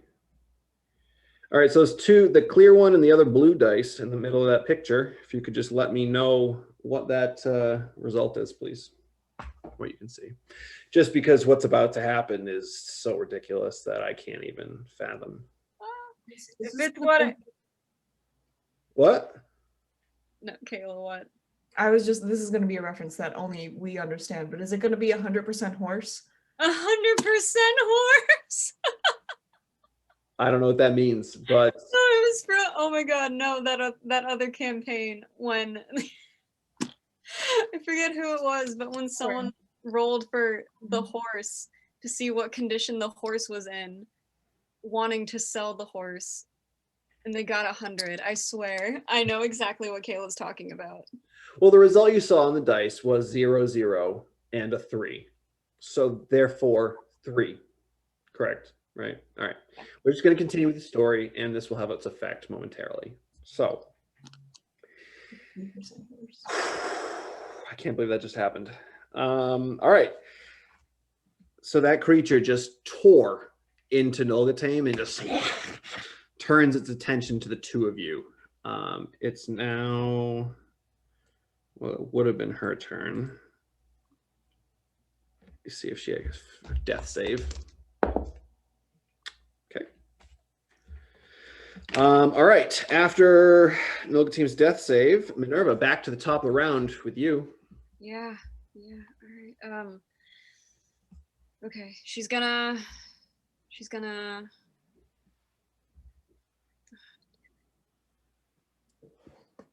How far are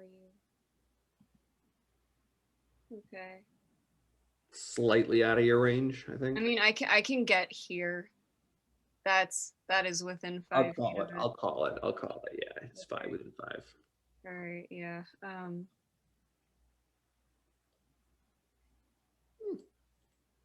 She's just gonna take like a couple steps forward and look over at Zen and just be like,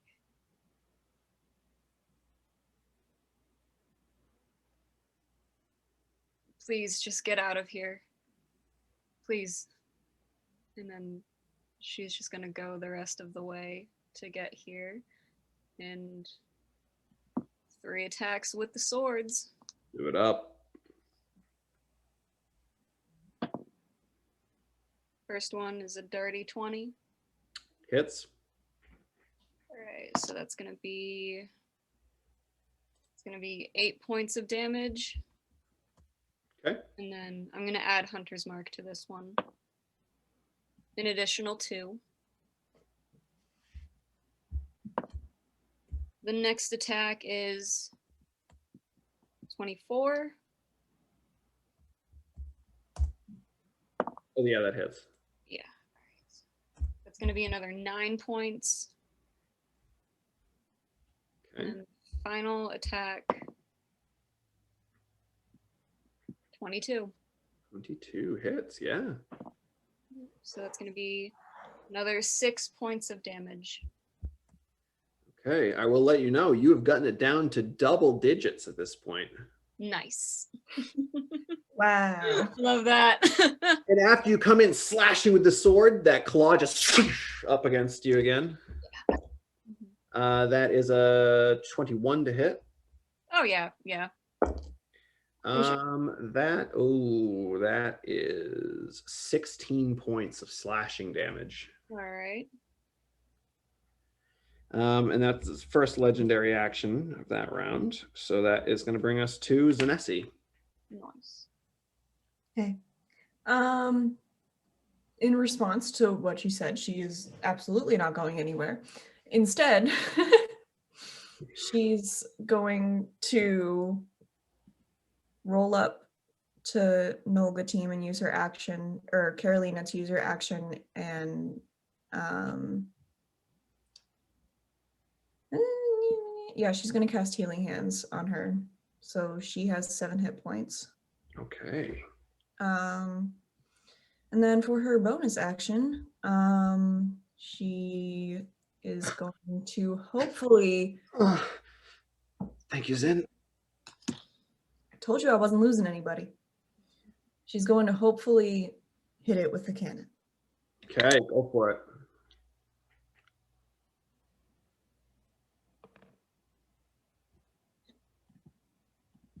Hold on. Wait a minute. 22. Hits. Nice. Awesome damage. Excited. Don't get too excited. 'Cause I could very well roll ones again. All right, let's see. Don't say that.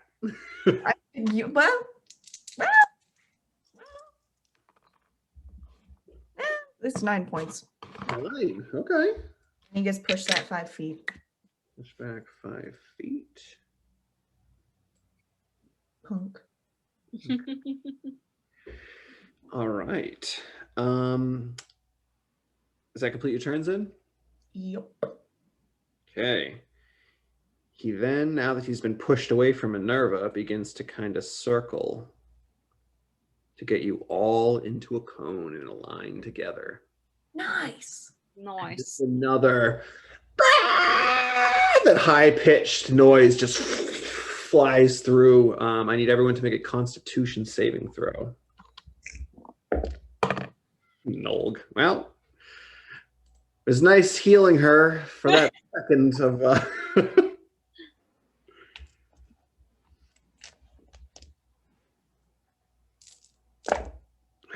Ooh, that's. All right, what do we get? Minerva? 12. Okay, cool. That is a failure. Zin? Did not make it, homie. I got a 10.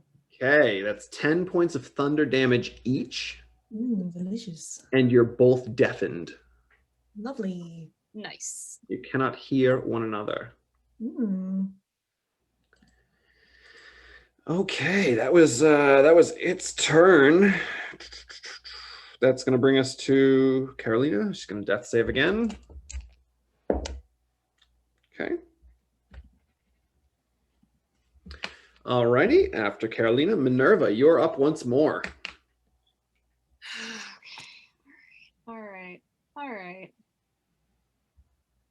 Well, we are really getting into it. Oh yeah, you're not looking too hot, huh? No, yeah, no.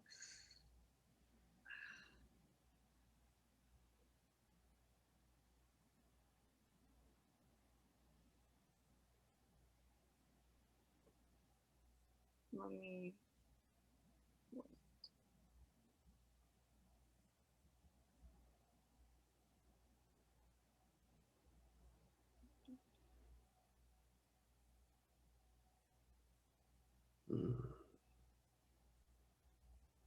Quiet before the storm. Yeah. Go big or go home, I guess. And we're not going home, so we're gonna go big.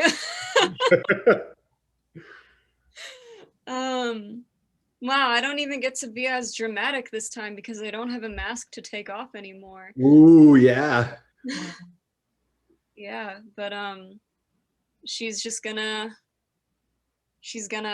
think what happens is like since like she doesn't have to like take off the mask anymore. I think what I would imagine happens is that like before that light really comes out, like it kind of looks like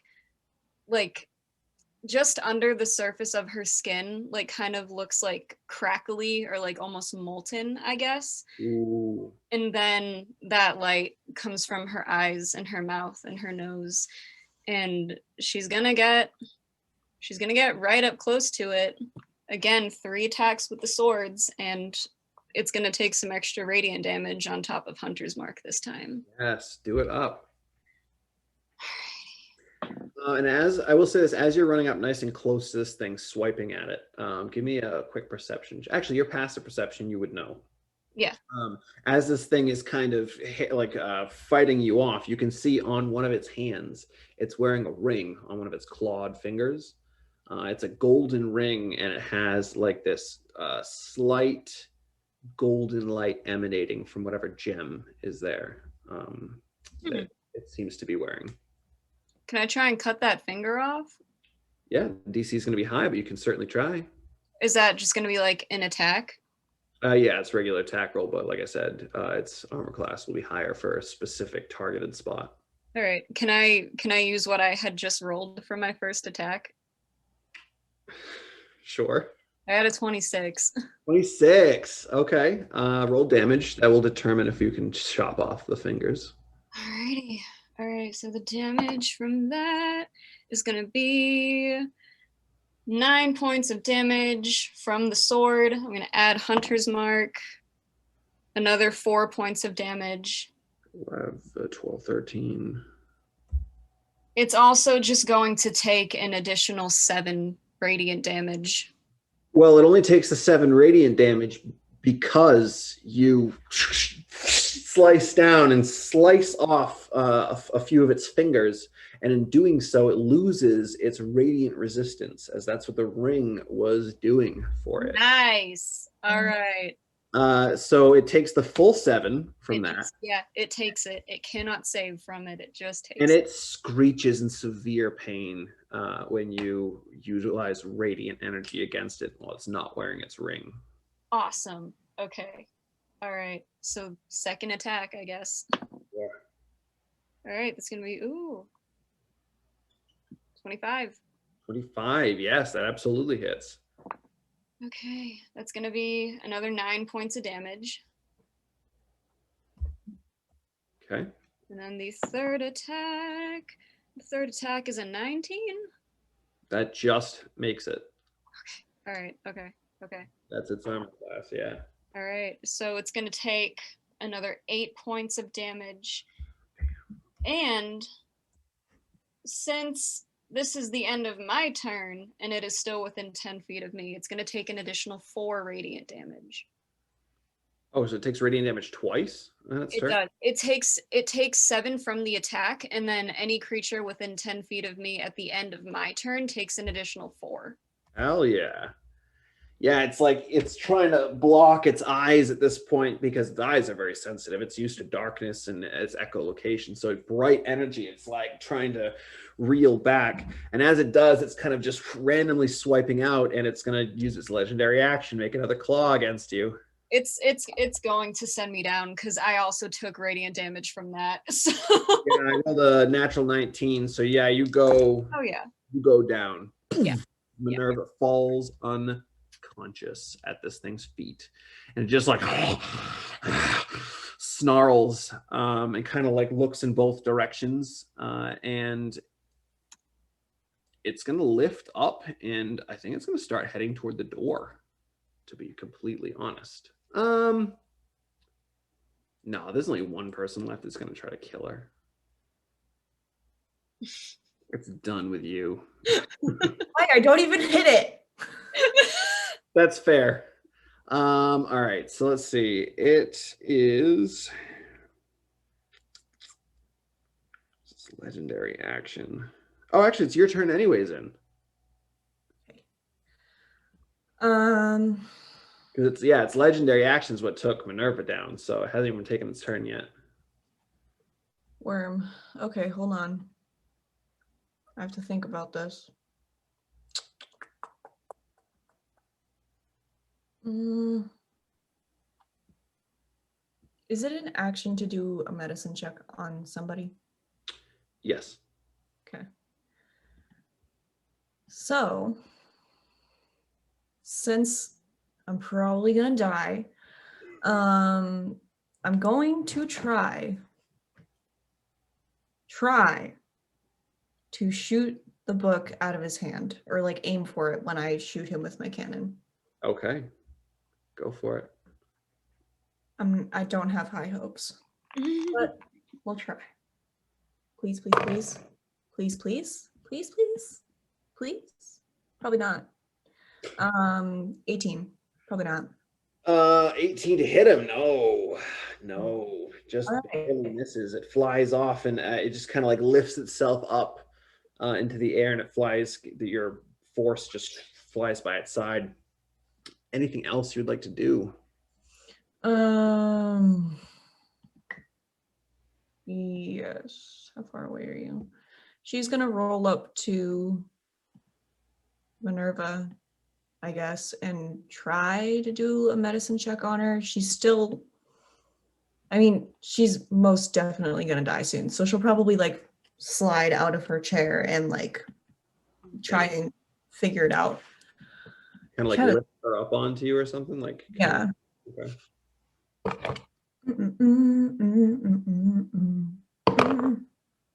That's a 22.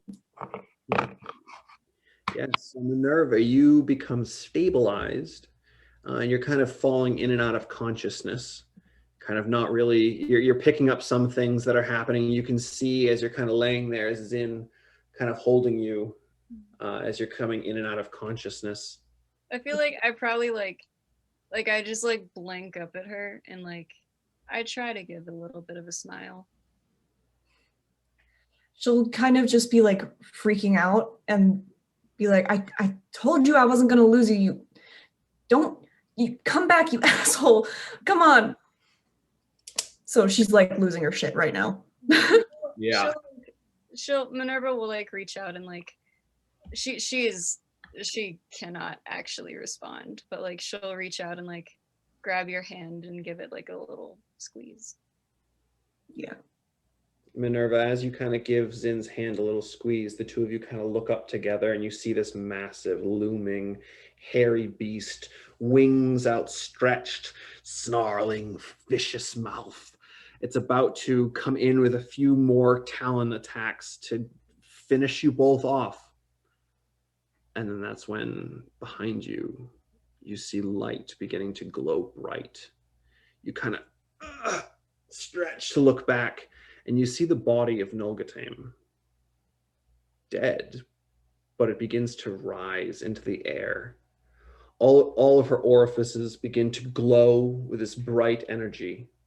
And Minerva, you and Zinesi, you can kind of see... Actually, give me a perception check, because you're both kind of woozy and whatever.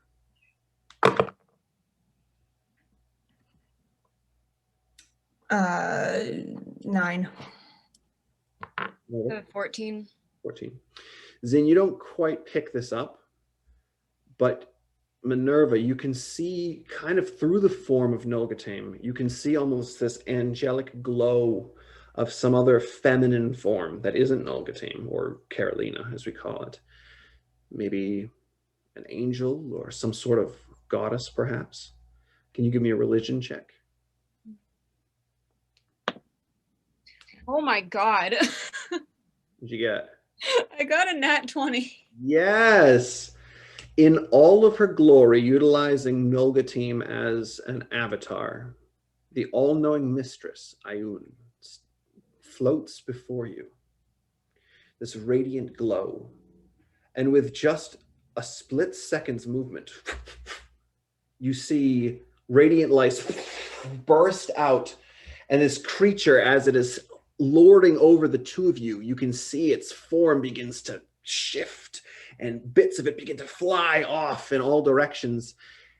And as you're witnessing this, you look down at yourselves and your bodies are beginning to all the way up from feet to torso. This golden radiant covering or protection begins to kind of encroach upon you and your entire body.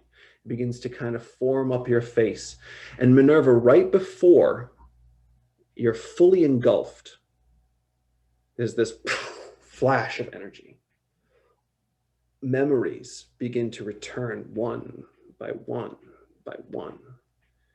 A flood of memories begin to fly through your mind. You see your Halo ship allies. You see your Obsidian Order allies from when you were part of them.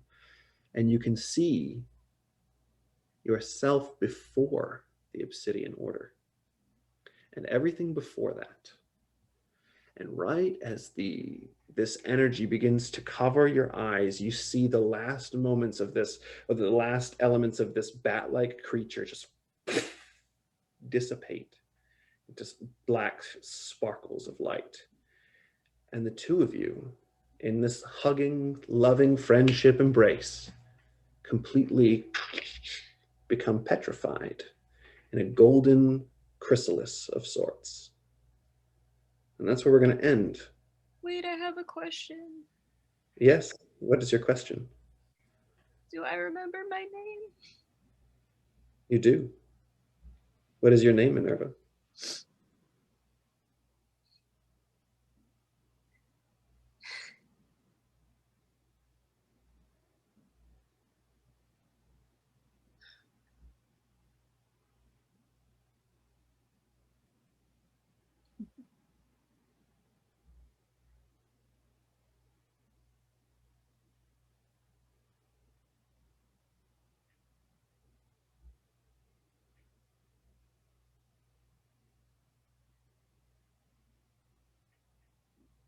What do you got?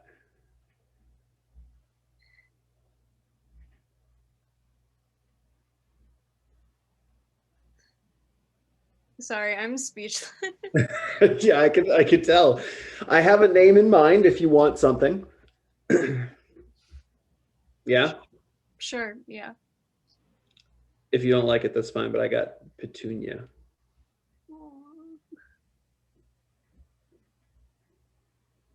Yeah. So it's possible that if the two of you ever come back to Reserve Inspiration later, your characters are in this chrysalis and definitely could be brought back, perhaps. So we shall see. But that, at this time, concludes the adventures of Minerva and Zinesi. I like my name a lot. Petunia? Sorry, Petunia and Zinesi. I'm not crying, you're crying, asshole. Shit. Oh my god. Okay. Wow. That was fun. That was interesting. Definitely way over time, so I apologize for that, but Oh my god. I need to go lie down. Holy shit. Good night. well, Priya, Kayla, thank you so much for taking this journey with us. I know no one else is here to say goodbye, but that was, I guess, the reunion episode, if you will, the crossover. But again, thank you so much for everything you've done, and I hope that you guys will not be strangers and pop in every once in a while with us. Oh, you know it. We're gonna bother you. Don't worry. Thank you for everything too, though. Yeah. Absolutely. Well, viewers, thank you for sticking with us. Thanks for watching. Thanks for watching Petunia and Zinesi's final act. And we'll see you on Wednesday for the last episode of The Adventures of